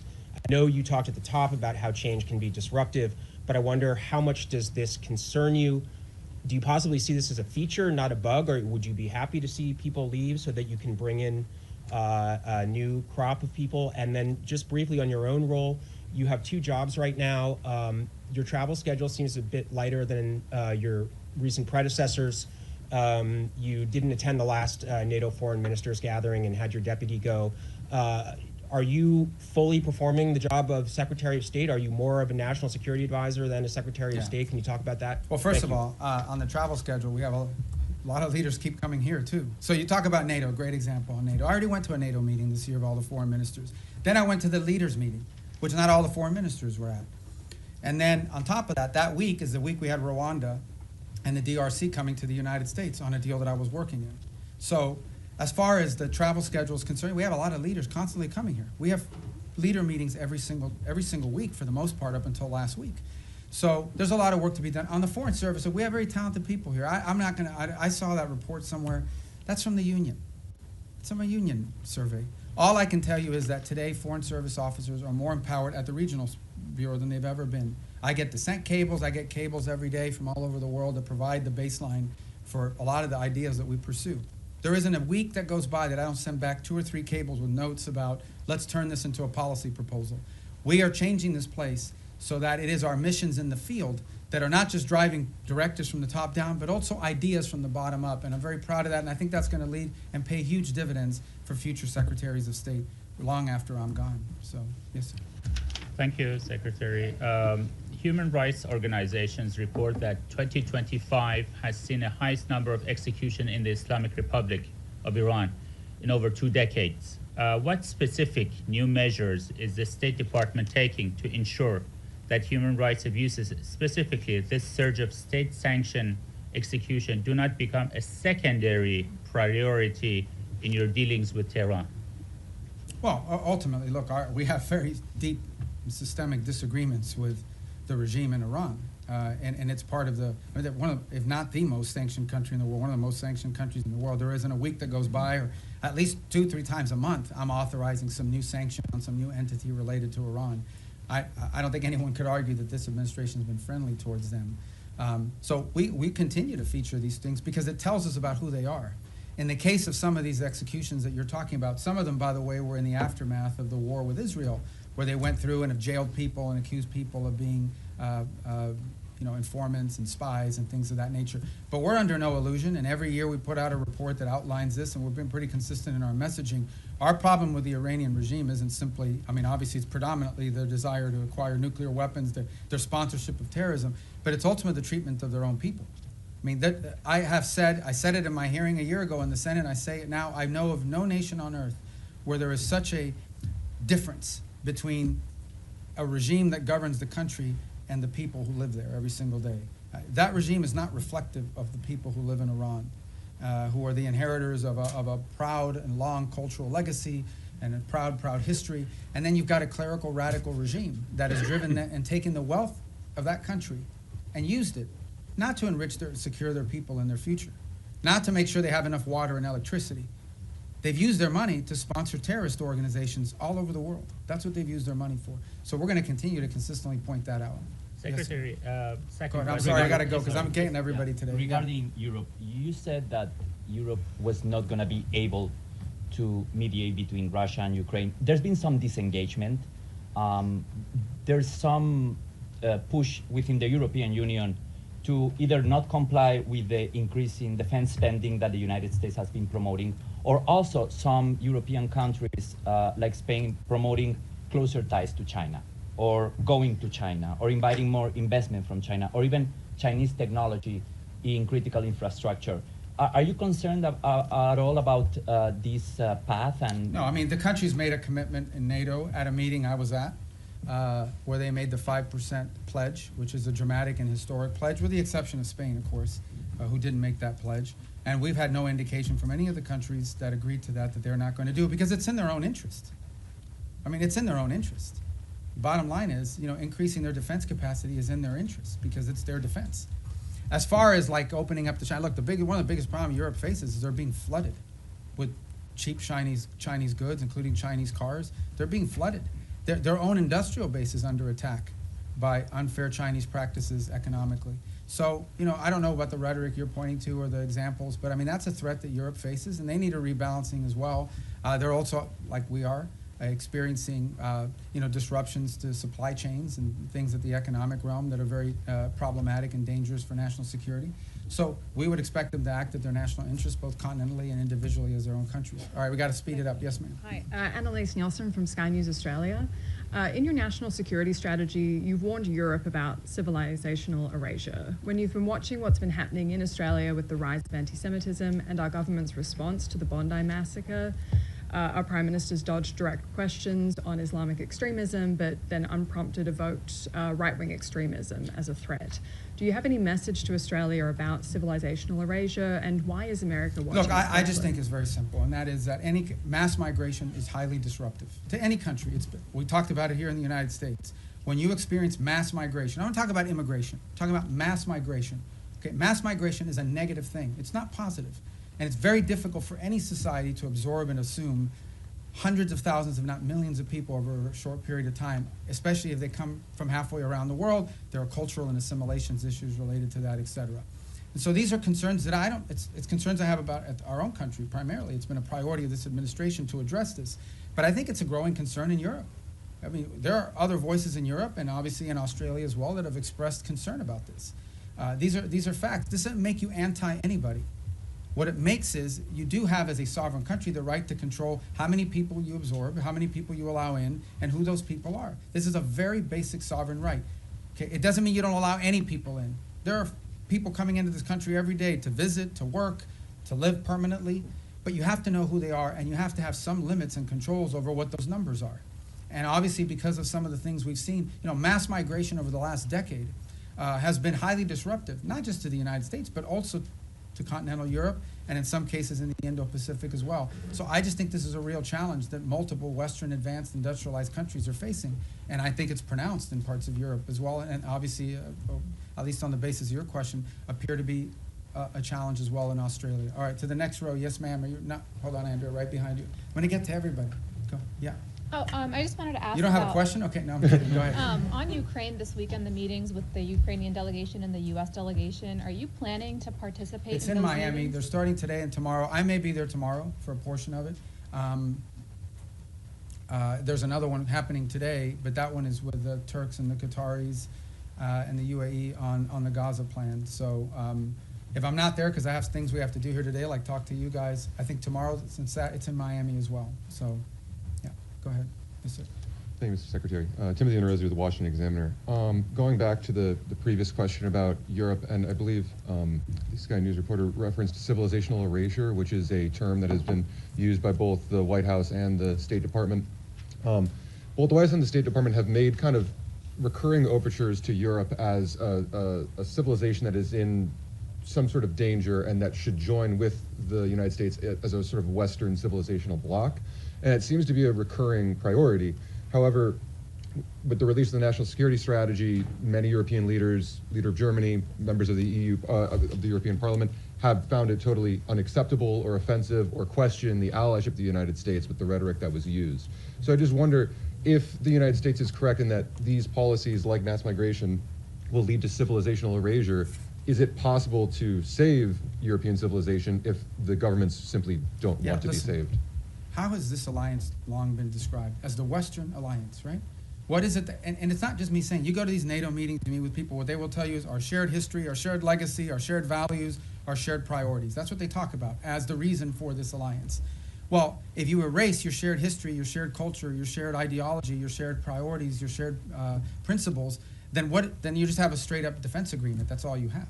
So what I'm trying to point to, and what we've tried to point to, is very simple. That is, at the bedrock and at the cornerstone of our relationship, for example, with Europe, is the fact that we do have a shared culture, a shared civilization, a shared experience, and shared values and principles on things like human rights, on freedom, on liberty, on democracy, on all sorts of on the rights of the individual, on all these sorts of things that we in this nation are the inheritors of in many cases, because many of these ideas that led to the founding of our country found their genesis in some of these places in the Western Alliance. If you take that away, if that's wiped out because for whatever reason it's no longer a priority, I do think it puts a strain and threatens the alliance in the long term and in the big picture.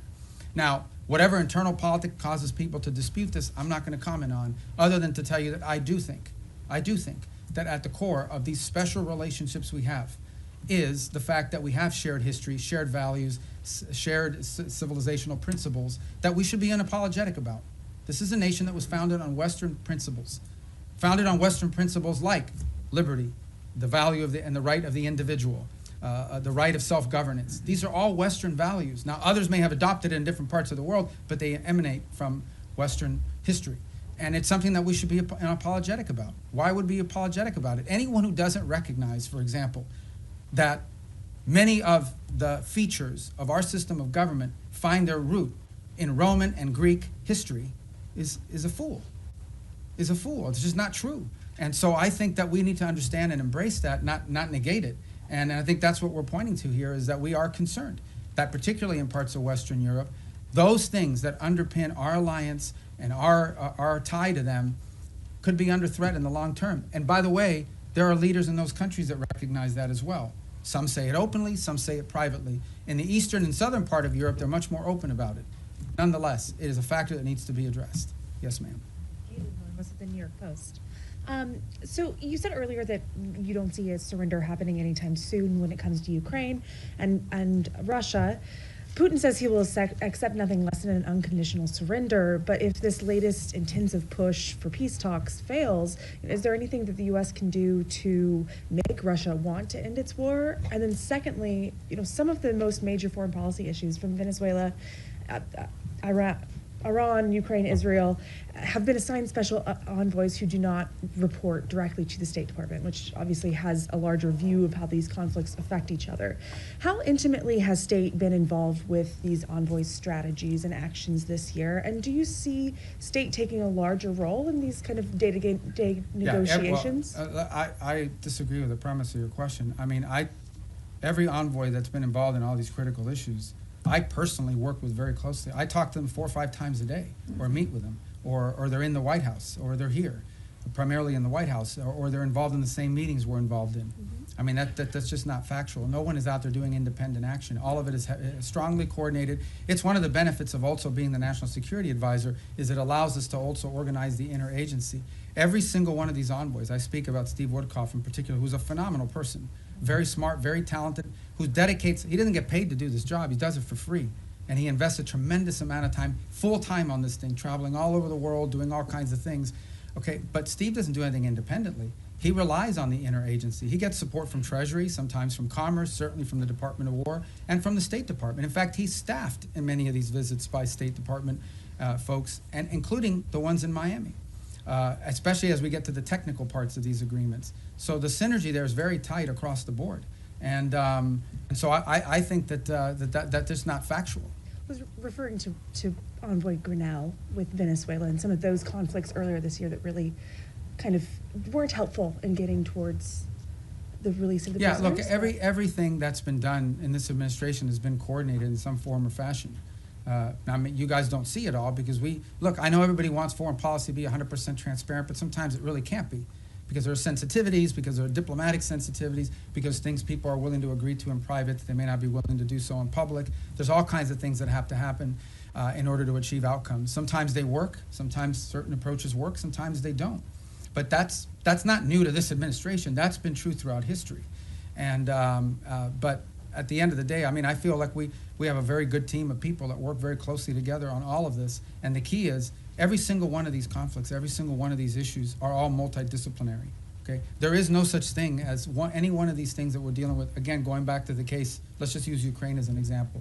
In the case of Ukraine, it involved Treasury with regards to the minerals deal. It involves Commerce to some extent. It most certainly involves the Department of War in terms of not just battlefield assessments, but the sale of weaponry through Pearl, et cetera. It involves the Department of State in terms of everything from interpreters to the technical work of actually putting words to paper that would make sense in an agreement and supporting these visits.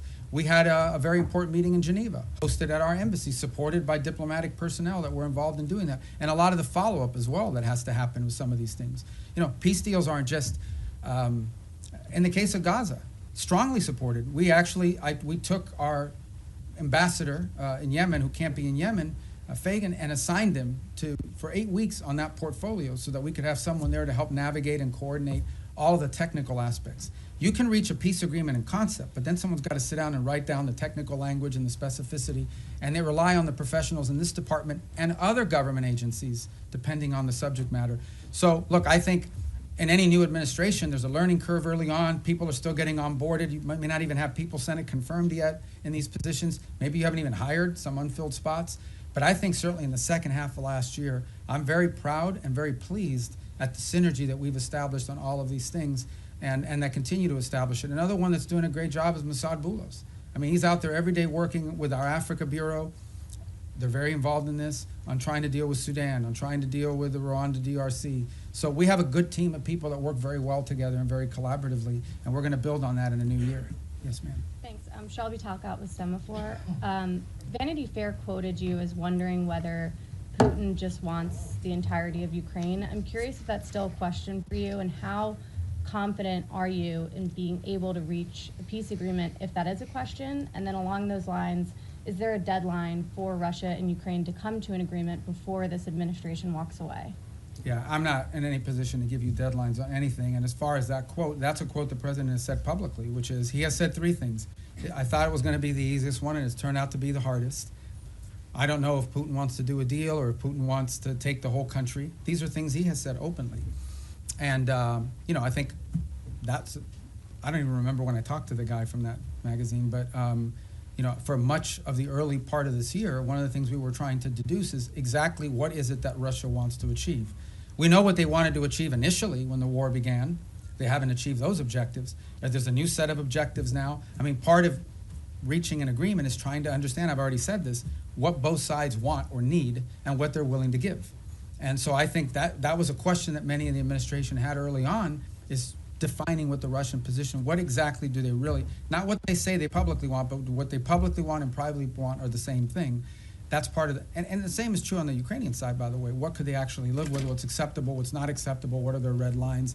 That's how you put a deal together. You have to sort of figure out if the two sides overlap at some point. Sometimes some deals are just not ready. Sometimes the timing is perfect. You have to put it together. If you look at what happened with Gaza, that looked intractable. And then a series of events occurred that made it possible. For example, the strike inside of Qatar that the Israelis took at the time, you know, was a sort of a dramatic thing, but in some ways it sort of set in motion a sense of urgency to bring this thing to an end before it spread. So sometimes you just have to be ready for a change in circumstances or conditions that allow progress to be made. But these things are hard to do. They take a lot of time. Sometimes it takes some patience. It's just unfortunate that you know that every day that goes by, more people are died and more people die and more things are destroyed. Yes, sir. To come back to your comments earlier on Sudan, you mentioned this concern about transshipment and weapons coming from overseas to Sudan. Could you sort of put a slightly finer point on it? Have you raised this with the UAE in your meetings that they need to stop providing support to the RSF? And have you got any commitment or any kind of look, response none of to these, that? neither side has their own factories for the most part, right? All these weapons are acquired from abroad. They have to come from somewhere else, and they have to come through somewhere else. So someone is allowing it to be shipped in, and someone is actually shipping it. So we've had the right and appropriate conversations with all sides of this conflict, because that is their leverage. Without their support, neither side can continue. So that's why we need to engage, and that's why we've engaged the parties involved in all of this. I don't want to find myself here in a position of picking on anybody other than to say that we think and we're hopeful that we can make some progress on this, but we know that in order to make progress on this, it will require outside actors to use their leverage and their pressure to make that come about, particularly this humanitarian truce, which is the first thing we want to achieve. We think that outside actors have the leverage and the influence over the players on the ground to bring about this humanitarian truce. And we are very focused on it. I had conversation on it yesterday. We have spoken to the UAE, we've spoken to Saudi, we've spoken to Egypt, and this is not new. We've been talking to them. We signed a document with them in September at the UN gatherings. We had previous meetings with them before that. So this is not a new engagement. It's just one that's had a higher sense of urgency given recent events there. But yeah, we're involved every single day trying to work through this because we do understand that, and this is not new to this conflict.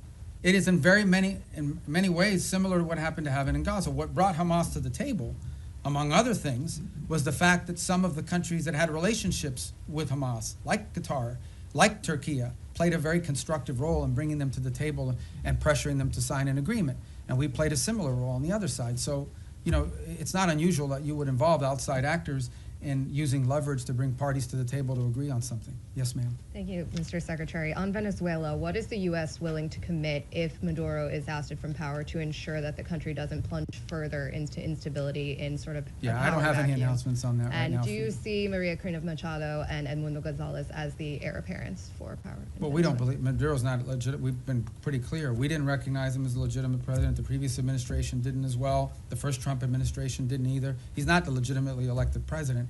They had an election last year that was stolen, and everyone knows it. Even all the countries in the region know it.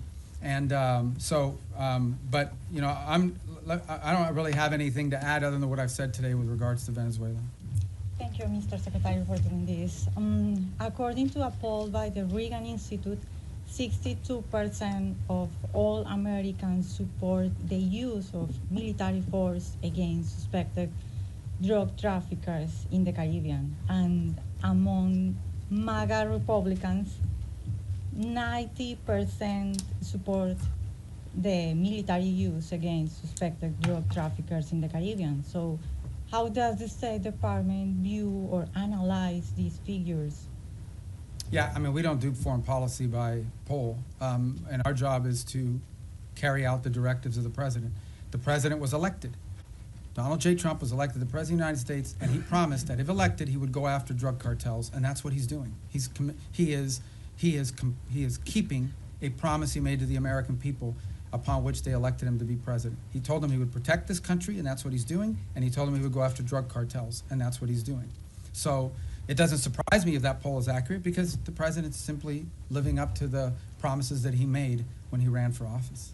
Yes, ma'am. Mr. Secretary, on Gaza, you've said repeatedly in this room now that this is peace is a process, that phase 2 could take next 2 to 3 years. Is there a possibility to fully implement? To fully implement. You can't build buildings in one day. Right? Is there a possibility in your mind that the status quo, more or less as we see it now, with this sort of insufficient flow of aid, periodic violations of the ceasefire by each side, a lack of reconstruction, and of course the absence of an international security force, that this could potentially continue more or less through the rest of the president's term? And if not, I'm not asking for a date, but I think we'd all like to know. We've heard from the president and yourself that there are all these countries that want to join the international security force. When will they deploy? Are we talking in the next year, in the next couple of years? And is there a certain amount of time that could pass, at which point the administration, without an ISF, at which point the administration would green light or will green light Israel to resume its war? The way to answer that question is this way. No one is arguing that the status quo is sustainable in the long term nor desirable. And that's why we have a sense of urgency about bringing phase 1 to its full completion, which is the establishment of the border peace and the Palestinian Technocratic Authority or organization that's going to be on the ground. And then the stabilization force comes closely thereafter. Once we've established that, we have a lot of confidence that we are going to have the donors for the reconstruction effort and for all the humanitarian support in the long-term building of phases 2 and phases 3. We just don't think that we're going to get to phase 2 or phase 3. We don't believe that we can have a successful donor conference, just as a real example, until people know they want to know who's in charge, and they want to know that there's security. Okay? They want to make sure that who's going to pledge billions of dollars to build things that are going to get blown up again because a war starts.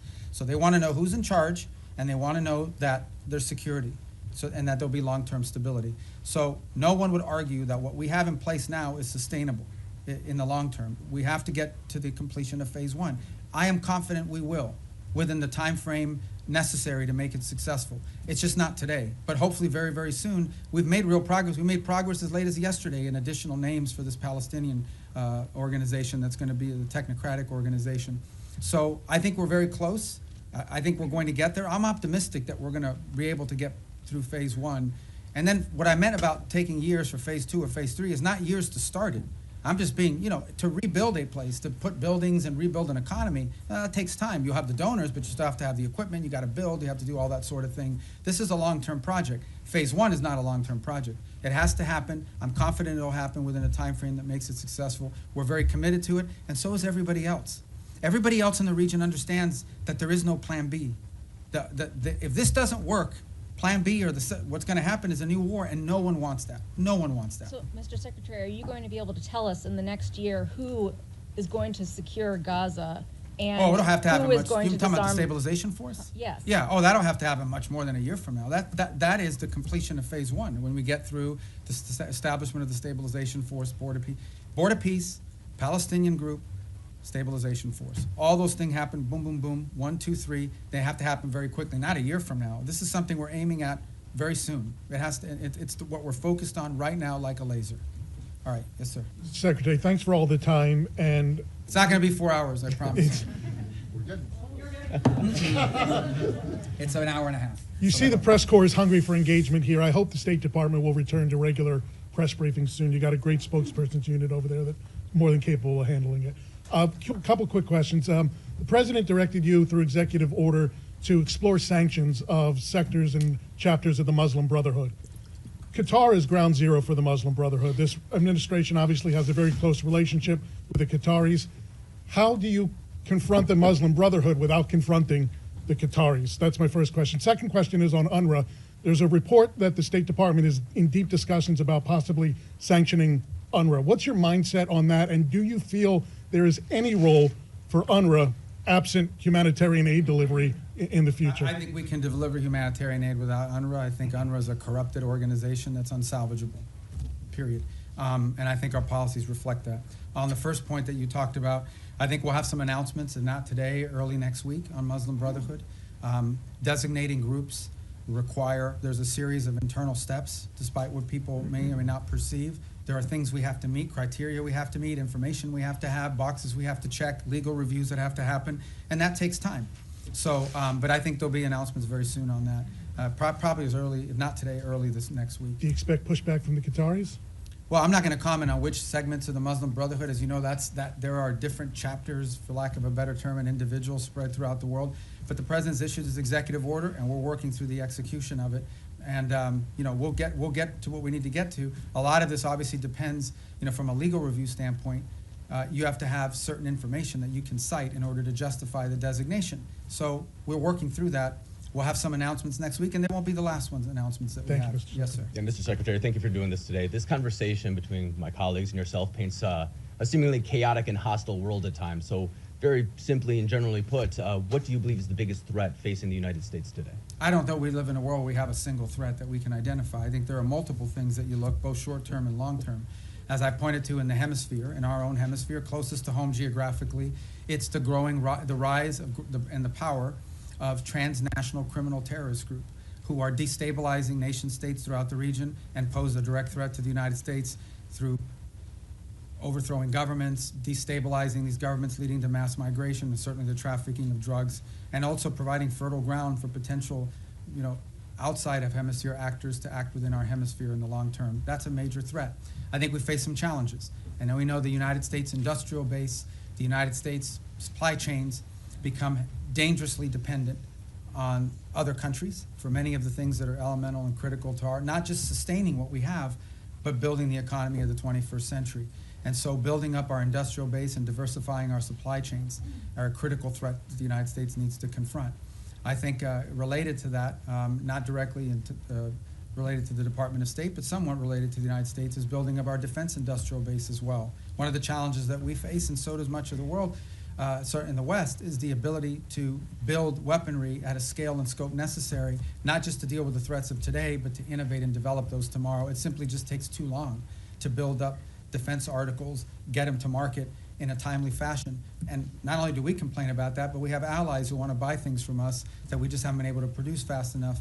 And so the president's made that a priority to confront. I think beyond that, I think you would argue that in the big picture, long term, we have to understand that the United States has interests in every part of the world that are related to these two threats. In the case of Africa, we see countries that have extraordinary opportunity to develop economically, the youngest population in the world, and the United States wants to have relationships, both commercial and personal, with many of these nations as they emerge in their own right into an era of prosperity. We want to be there to help assist in that if possible. We want to make sure that American interests are taken into account. Unfortunately, there are many countries around the world that in the past have had to rely on predatory practices of other countries to receive stability, to receive funds necessary to build infrastructure or what have you. We want to make sure that American businesses are at the table offering alternatives, be it in telecommunication, be it in artificial intelligence and technology, be it in basic infrastructure. So there's a lot of things to uncover and unpack, and I think in the long term as well. And I think our national security strategy reflects a lot of this. So I wish we lived in a world where we had one major threat. Many of these are interrelated. Yes, sir. Thank you, Mr. Secretary. I was going to ask my questions in Calibri, but since you do not Wow. communicate that I in speak that Times anymore, New Roman. I so. am. I'm going to ask in Times New Roman instead. Sorry about the Dolphins. That's all right. I know that you don't want to predict anything, but whether you're at these meetings in Miami, obviously not today, but maybe tomorrow, do you think there's any chance of having some kind of announceable progress before New Year? In other words, are we going to be working on New Year's Eve? We might be, if it's necessary and productive. You know, we're going to work as long as it takes. Okay. And by the way, these are the meetings you know about, but there's talks going on every single day. There was a meeting earlier this week in Berlin. There's phone calls every day. There's phone calls every day, be it with my counterparts that are national security advisors, or my counterparts that are foreign ministers, or what Steve is engaged in, or what Jared's been engaged in, or what even at the diplomatic level, there are days where it's Matt Whitaker, our ambassador to NATO, that's involved in a conversation, or one of our ambassadors, one of the nation states that are relaying back a conversation or involved in one. So there's work happening every day, all the time, probably around the clock, not just on Ukraine, but on all these other things. Okay. And then So, just but like- these are the meetings you know about, and everybody kind of focuses on them as big events, but there's work happening all the time that lead up to those meetings and follow those meetings. As far as predicting a timeline, look, I'm not going to do that. This is a difficult task. It's an important one. We're focused on it. We want to get there as soon as possible. Okay, so, and then, obviously Gaza and Ukraine are still works in progress, but of the peace agreements that have been reached so far, 2 of them are in obvious trouble, right? You know, obviously which ones they are: Cambodia, Thailand, DRC, Rwanda. In retrospect, and I know that work is being done to try and resuscitate these, but in retrospect, do you think that the administration, the president, but also others, declared victory on these too early? I mean, this fighting, for example, with Thailand and Cambodia did stop. Both sides have made commitments in writing that they signed. Those commitments today are not being kept as a result of both sides claim grievances against one another. And so the work now is to bring them back to the table. The ASEAN ministers will be meeting on Monday. I had a call yesterday with my Thai counterpart and intend to do the same, and we've been involved in president conversations this weekend. And our hope is between now and Monday to work to bring everybody back to compliance with the agreements that were made. In the case of the DRC and Rwanda, we have signed commitments from both sides. Those commitments are not being met. But at least we have the signed commitments. We now can hold people to something and we can push them. And in that case, by the way, for example, in the case of Rwanda DRC, as a good example, not only have we been engaged, but we have asked our friends on the Hill, both Republicans and Democrats, to also engage in conversations of their own with these leaders so they understand this is a bipartisan, multi-branch of government interest in this topic. But the good news about both of those is we have signed agreements. At least we have something we can push them towards compliance on. But as I said, in many of these cases with peace, you sign a peace deal, there's compliance, something happens, they fall out of compliance, you got to bring them back, you got to try to push. But at least you have to, instead of negotiating something new, you're simply trying to now push people back to compliance with what they already agreed on. So I think these were achievements. In the case of Cambodia and Thailand, it actually did stop fighting. It has now restarted, and we are working hard to push everybody back to compliance. And we are cautiously optimistic that we can get there by Monday or Tuesday of next week. We're hopeful. But there's more work to be done to that point. All right. Thank you. Mr. Secretary, you've said, including here today, that Maduro doesn't honor deals. How can the U.S. achieve the goal that you're describing of stopping the drug traffickers and the terrorists without Maduro leaving, number one? And number two, a topic that hasn't been asked about yet, State Department officials have recently met with visiting AFD officials from Germany, and we're hearing from AFD members as well as analysts who see the national security strategy as an effort by the administration to endorse the AFD. Can you share anything about the views of your views or the views of the administration on the AFD in Germany? Yeah, I mean, on the case of Venezuela, I mean, I've answered it repeatedly now. I can only tell you our national interest is ending the flow of drugs towards the United States and these terrorist activities that are occurring that include cooperation with these gangs. Beyond that, I'm not going to speculate on what leads us to that outcome, other than to say that we're very committed to reaching that outcome. We meet with a broad array of political actors in multiple countries all over the world. They come, they visit the United States. We want to know who they are. We want to meet with them. We want to hear them out. As I told you, we have a president who generally does not view meeting anyone as a concession.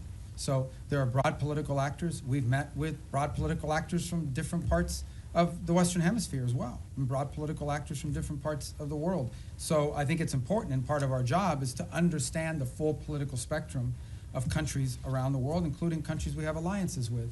I would say that many of our allied countries, they meet with Democrats and Republicans, and sometimes libertarians or whoever. I mean, political figures that travel overseas, they also have meetings with them. So part of the job of the State Department is to inform the administration about sort of the internal political dynamics of the countries that we have alliances and partnerships with. Because in the end, we don't know what the outcomes of elections are, but understanding that the internal political climate of individual countries is a key part of determining how we approach and pursue public policy in partnership with them. And that's why, we've had recent elections here in the Western Hemisphere, and we've met with multiple people that are running. Meeting with them does not mean we're endorsing them for president of Bolivia or president of Chile, but we do want to know who these people are and what they're about and what they're thinking, because it informs our work. And by the way, so, we do that from the embassy as well. I mean, we get a lot of the cables I have is a meeting they met with someone who's going to run for president in 2 years. That doesn't mean we're endorsing the person, but we should probably know a little bit about them in case they win. And even if they don't win, if their party has votes in the parliament or votes in their legislative branch, that's an important factor to consider. Yes. Thank you. Some key European and regional allies say they're limiting intelligence sharing with the United States because they're worried that the boat strikes violate international law and they don't want to be involved. Doesn't that strain these relations with key partners that you say you need in order to do these broader security efforts in the region? No. No, it doesn't. I mean, ultimately, at the end of the day, I'm not going to comment on intelligence matters. Look, every day I read stuff that's just not true. Every day. I'm not telling you guys are but you guys are being lied to sometimes. Like, sources will come to you and tell you things. Just because they have a government email doesn't mean they know what they're saying. Maybe they just want to sound important. Maybe they have other incentives. I'm not opining about your question in particular. I'm just writ large, but I'm not going to talk about intelligence matters. Suffice it to say that the United States, every boat strike we've conducted, okay? This is not people seeing a boat and say, okay, let the drummer get wicked and blow them up. We're not talking about that stuff. We are presenting every single one of these is justified. We know who's on those boats. We've been tracking them from the very beginning. We know everything about them, okay? There are boat strikes we don't take because they don't meet the criteria, the legal criteria. We have everything we need, and it's one of the reasons why you've seen this massive deployment in the region, is to be able to gather intelligence and paint a picture that we can justify to lawyers based on the law. So I'm very confident about that effort. It's been very successful. Thank you, sir. Back to terrorist designations. Last month, the State Department designated 4 European groups aligned with Antifa as foreign terrorist organizations. Could we see more designations like that in the works for left-wing extremist groups, and what could the scope Yeah, I mean, of if that the look group's like? involved in firebombing, if there's anybody involved in, activities such as that could potentially inspire or lead to violence in the United States, we're going to designate them. So sure, if you have any we want to suggest, I will look at them. Okay, here you go. I told you we'd get to you. Go ahead. Thank you very much. Thanks for your patience. Mr. Secretary, I wanted to drill down on the way you and the administration see America's national interests, because you said that Ukraine is not on our continent, not our war. You said something in our own hemisphere is more important. So this involves both our commitment to the negotiations in Ukraine, which the President is passionately committed to, for ending the rising numbers of deaths, he says. Russian President Putin told my colleague, Keir Simmons, today at the news conference in Moscow, "We do not consider ourselves responsible for the loss of life because it was not us who started this war." Does the administration, does the President, you, the administration, believe that Putin was not the aggressor here? And if so, how can you reach an agreement between two parties when the aggressor will not acknowledge that he invaded a sovereign country? Right. If I just may follow.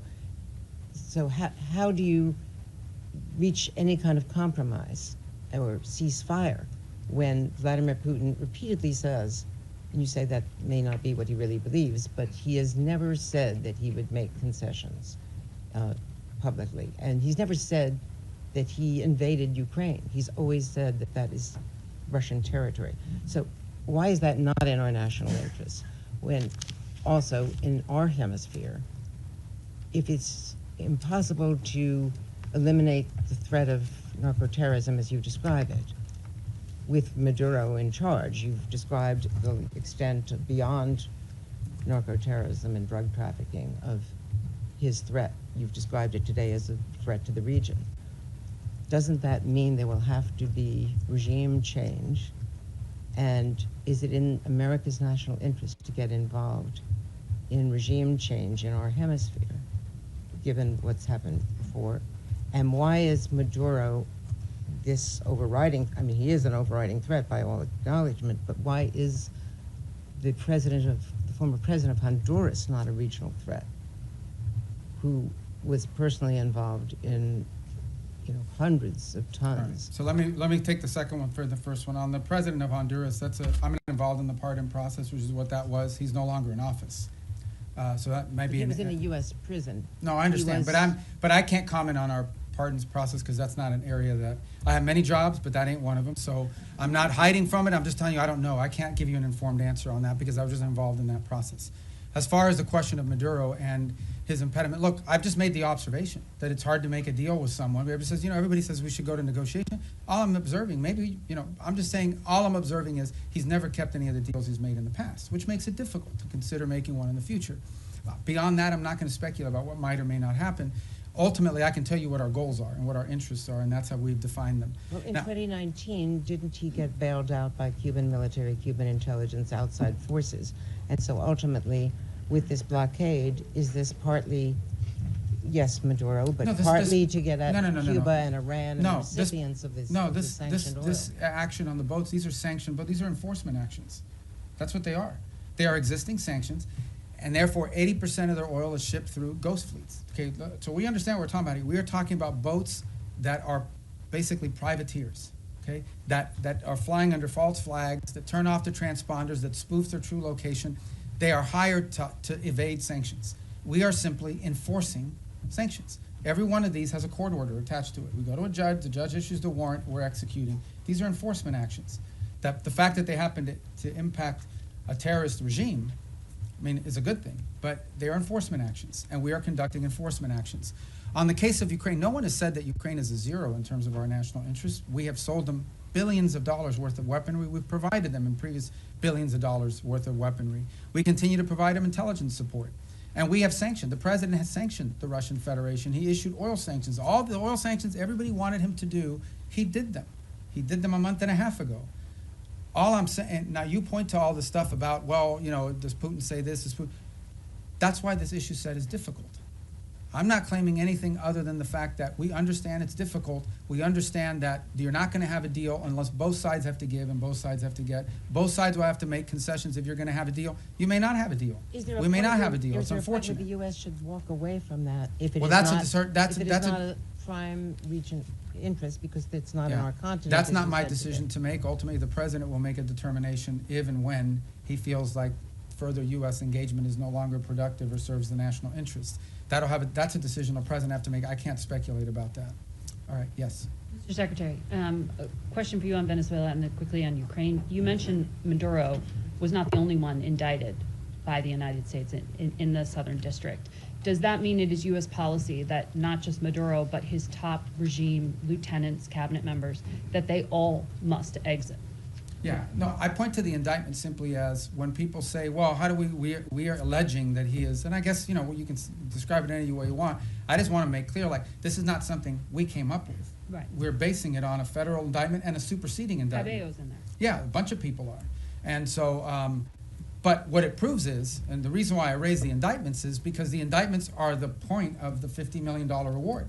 And I believe the $25 or $10 million reward for Cabello and for others. My point is that this allegation, this claim that the Maduro regime is a narco-terrorist organization is not on the basis of political talk or speculation. It is on the basis of evidence provided to a grand jury in the Southern District of New York that returned an indictment. And that's why I point to those indictments. Can I ask you on Ukraine quickly, because Russia has deployed its latest nuclear-capable missile system to Belarus, according to that country's leadership. We've heard from a number of European leaders, the Chancellor of Germany himself, that they think this era of Pax Americana is gone, that they are needing to prepare to be on a war footing because of the threat from Putin. Do you believe, does this administration believe today that Vladimir Putin will end his march on the eastern flank of Ukraine? And do you stand by our European allies against any kind of attack? Look, we have heard the same concerns from our allies in NATO. It's why we are in NATO. It's why we meet with them. It's why we talk to them all the time. I've spoken to Mark Rutte this year probably 40 times, and he's spoken to multiple people in our administration as well, multiple times. He's been here multiple times. He speaks to the president directly. It's why the United States basically is over 50% of NATO, both in troop commitments and in financial commitments as well. It's why we remain in NATO. It's why the president had a very positive visit in NATO. In the end, that's why we're in this alliance. And that's why Article 5 in the NATO alliance is important, and the president has reiterated that. We think it's a very strong deterrent against any of these fears or concerns that any of our allies in the region may have. And the president's been clear that we are committed to NATO, we're committed to the alliance, and our commitment isn't just rhetorical. Our commitment is in action, in the troops that have been deployed, in the monies that have been spent, in the capabilities that are located, in the cooperation and work that we do every single day with our NATO allies. The only thing we're asking for, which is not unfair, is for our partners in the alliance to improve their own capabilities. Because the more capable our allies in NATO are, the more capable NATO is. But We're going to keep doing our allies part. We just want them to do more. And they've committed to do more. But these allies are saying that they are concerned now. Sure, and that's why we have NATO. So nothing has changed? Pax Americana, what the Chancellor Oh, I don't Germany know. said I don't that know why he's saying that. You'll have to ask him why he's saying that. The truth of the matter is that NATO is the key defense alliance and agreement that has provided stability on the European continent. We believe it is stronger today than it's ever been because our allies have committed to increase their own defense spending. The more capable our allies are, we've already made our commitment.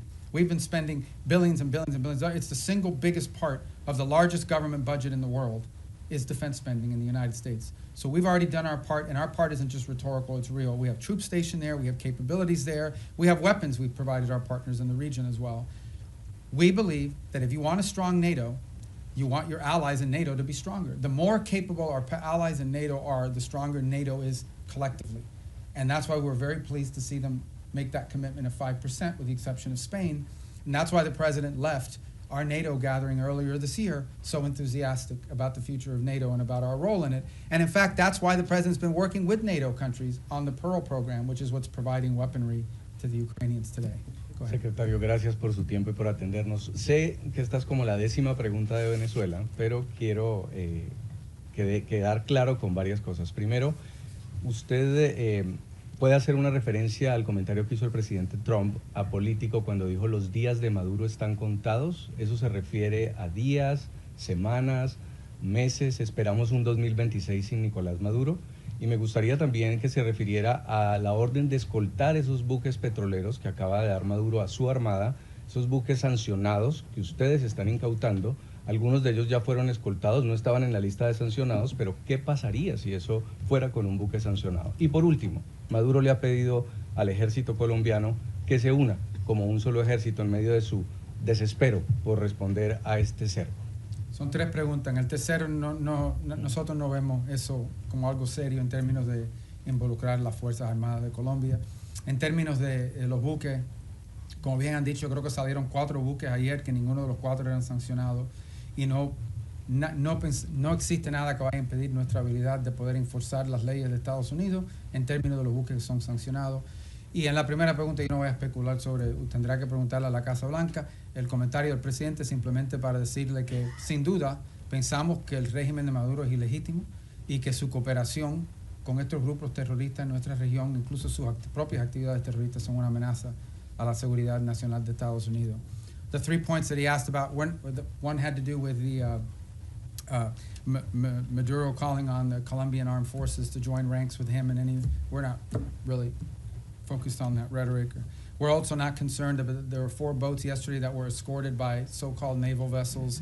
Those were not sanctioned boats to begin with, but there's nothing that's going to impede our ability to enforce U.S. law when it comes to sanctions. We're not concerned about that. Sanctioned boats, we have the capabilities necessary to enforce our laws. We'll have a judicial order, we'll execute on those orders, and there's nothing that will impede us from being able to do that. And on the first point, the question was something about President Trump had said that Maduro's days are numbered. I didn't hear that quote. Was that a recent quote? ¿Esto fue reciente? El 9 de diciembre. Yeah, so ultimately, look, our observation is the same I've made here repeatedly, which is that the fundamental challenge we have here is that the Maduro regime isn't just illegitimate, they openly cooperate in terrorism against the United States. And that's a problem, and it remains a problem, and it's at the core of this. ¿Habló con María Corina Machado? ¿Tiene pensado recibirla en Washington? No está nada programado, yo creo que ella todavía está en Oslo. Pero obviamente yo he hablado con ella mucho en el pasado. Go ahead. Are you going to tell us in English? He asked about Maria Corina Machado. I believe she's still in Norway. I'm sure there'll be a meet. She'll come to the U.S. at some point, and I've obviously spoken to her many, many times over the years. Thank you, sir, for taking so much time with us today. How many visas has the State Department revoked under your leadership so far in the last year, and how many of those are student visas? I forgot the exact number or the breakdown of them. It's over 60 or 70,000 for different and variety of reasons. Some are students, some are people that were not in the country, but we denied them re-entry. I can get you the exact numbers. I don't want to be misquoted because that's a rolling number, an average number. But look, this is not a punitive thing. We're going out to try to make examples of it. Our visa system, okay, who you allow to visit your country should reflect the national interest. We said that from the very beginning. It was one of the directives that we got from the president. It's one of the things he ran on. And so our visa process basically is, now there are some times we'll deny people visas because of activities they've undertaken overseas. Other times it's people that have visas but are in the United States doing things that run counter to our national interest. And the law gives us the right, and in fact, I would argue the obligation to remove people like that from our country. And we're going to continue to do it. I mean, it's as simple as that. I mean, sometimes somebody comes in and says, oh, I want to come in as a student. They're here as a student, and then once they're here, they're involved in nefarious activity. We're going to remove them from the country. But maybe they're here as a researcher. Maybe they're here as, I don't want to say journalists because you guys will get upset, but it could be anything. These are visitors to the country. A visa is a visitor, it's not a right. By the way, we deny visas every day all over the world. People will go to an embassy, they'll sit for an interview, and the consular officer will deny them a visa because of something that came up in the record, because of something that came up in their interview, whatever it may be.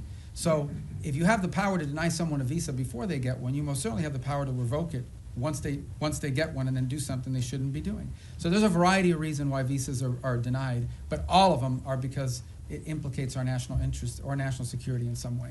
You began the briefing by talking about your confirmation hearing, and one of the core commitments or goals you set for yourself in that hearing was to rid the State Department of anti-Semitism and what the president calls DEI ideology. When you look back at the last year, have you done that, sir?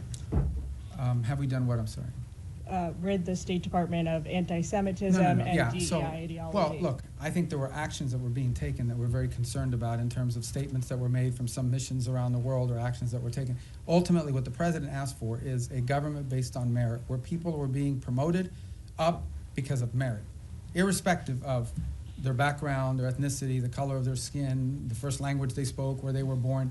We want to promote people on the basis of merit. We have redone the whole process by which we do promotions in the career foreign service. We've redone it in a way that prioritizes the right thing. There were people not being promoted in the State Department because even though they were exemplar foreign officers, their DEI score under the previous administration was too low. There were people that were because they weren't committed enough to the DEI cause. So we have very talented people that did not get promoted in the State Department because they did a great job, but they had a low DEI score. We got rid of that. That's not going to exist anymore. We are going to judge people on how good they are at the job that they do. And by the way, we're also opening to promoting people, not just based on seniority. We have some very talented, and I say junior officers, like 10 years, 15 years is considered junior around here. They're very talented. If we don't promote some of these people, we're going to lose them. Because there's a lot of money to be made in the private sector, and the people want to pursue in life. If people don't see upward mobility where they work, if they don't see the opportunity that by working hard and being successful, I'm going to be able to get ahead, they think they're reading roadblocks, they may leave and go work for another agency or outside of government. So we want to promote good people on the basis of merit. And I do think we have made changes. In fact, I just today approved a list of foreign service promotions for the president to submit to Congress, and it's on that new basis. So I'm really happy with that program. And look, we'll tinker with it, we'll improve it as time goes on, but we thought it was critically important that people be promoted on the basis of merit and skill, and not on all these other things, and certainly not on a DEI score. Thank you. Thank you, Mr. Secretary. Given that the Brown University and MIT shooter entered the U.S. with a diversity visa and Secretary Noem has since paused the program, is the State Department looking into considering pursuing permanent changes to the green card system, like changes to eligibility rules? Well, I haven't had a chance to talk to her. I know they suspended that program because they want this. And the reason why you suspend this program, and it's not because you argue everybody who came in under that visa is a bad person and is going to shoot a place up. It's because you want to determine whether there's something in the vetting of that program that's insufficient.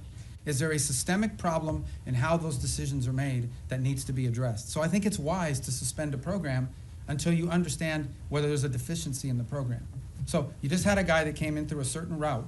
You suspend the program to figure out whether something that came up in the interview process should have been a red flag but wasn't identified, so you can fix that before you restart the program. So I would imagine that's the process we're going to go through as well. Okay. Yes, sir. Thanks, Mr. Secretary. Thanks for all your time here today. An issue I believe is close to your heart, Cuba. Is it the policy of the United States to seek regime change in Havana? And should we see the developments that are going on right now with Venezuela, the U.S. policies, as part of an effort to bring down the communist government? Yeah, and if I may briefly, do you stand by your statement earlier this year that nobody has died from U.S. aid cuts? On your first point, I think it's not just the policy of this administration. I think every administration would love to see a different type of situation in Cuba. Cuba's a disaster. It's a disaster. It's not just because they're Marxists and because they're terrorists. They're incompetent. These are incompetent people, and they've destroyed that country. On the second point, I'm very proud of the changes we've made in foreign aid. Just yesterday, the day before, I think before the end of this year, going to enter into over 50 compacts, health compacts with different countries around the world. Understand the way this used to work. We used to go to a country and say, we're going to give you a bunch of money for your healthcare programs. And then we would go out and hire some NGO in Northern Virginia or whatever. They would take their 60% cut off the top for administrative aid. They would take another 20%. Before you knew it, just a portion of that money was even reaching these countries. In many cases, many of those countries, it is true. I heard somebody whisper that's not true. It is true. In many of these countries, the governments didn't even know how much money was being spent. We are now entering into government-to-government compacts with these governments.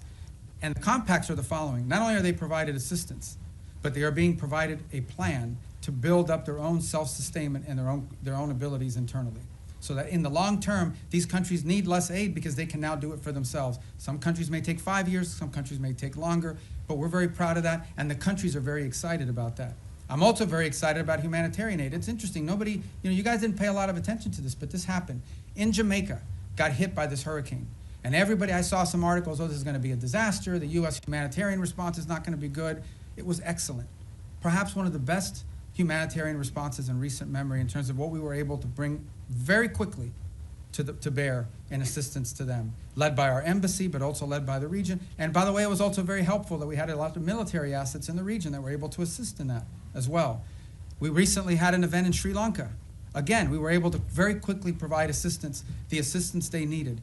So it's still a work in progress. We're still building this out. But I think in the big picture and in the long term, when people look back at this, they're going to say that we redid foreign aid in a way that actually delivered aid more effectively and in a way that furthered our national interests, both. And a lot of it driven from the embassy level. The amount of control and power and influence that our ambassadors and our embassies will now have to help shape how foreign aid looks like in those individual countries is much greater today than it was when you had USAID sitting alongside them almost as an independent branch that oftentimes took actions completely divorced, completely separated from our broader foreign policy. Yes, sir. Thank you, Mr. Secretary. First, I want to ask a clarifying question regarding Venezuela. You mentioned you've spoken with the opposition leader repeatedly over the years. When was the last time you spoke with her? I don't recall. I mean, she was not in a place where talking was very easy. She was in hiding in Venezuela. Do you think there's a possibility we could be seeing a White House summit with her in any sort of future? I don't know. I mean, maybe. I don't know. I mean, nothing's been planned. And then shifting gears a little bit, the State Department mentioned earlier this year some free speech concerns, particularly in Europe. What are some goals you have in regards to that in 2026? Any countries or certain efforts that you have? Well, I mean, broadly, we're concerned about any place, first and foremost, where American free speech could be implicated, right? Are we going to live in a world where some American puts up a social media post and then gets to some airport somewhere and is arrested? We're also concerned about the impact that some of their policies are having on our social media platforms. As you recently saw, X is facing this massive multi-million-dollar fine that they're going to have to pay, I guess, if they want to continue to operate. But I think more importantly, I think it touches on the broader question that was asked a little bit earlier. We all talk about how these alliances, in many cases our alliances with our European partners, are built on our common principles, our common values, as much as anything else. These aren't just a geopolitical arrangement. It is an alliance with like-minded countries with whom we share values and principles. And one of those values and principles, we hope, is freedom and the freedom of expression. And we're concerned that that is eroding. Okay, thank you, guys. Thank you.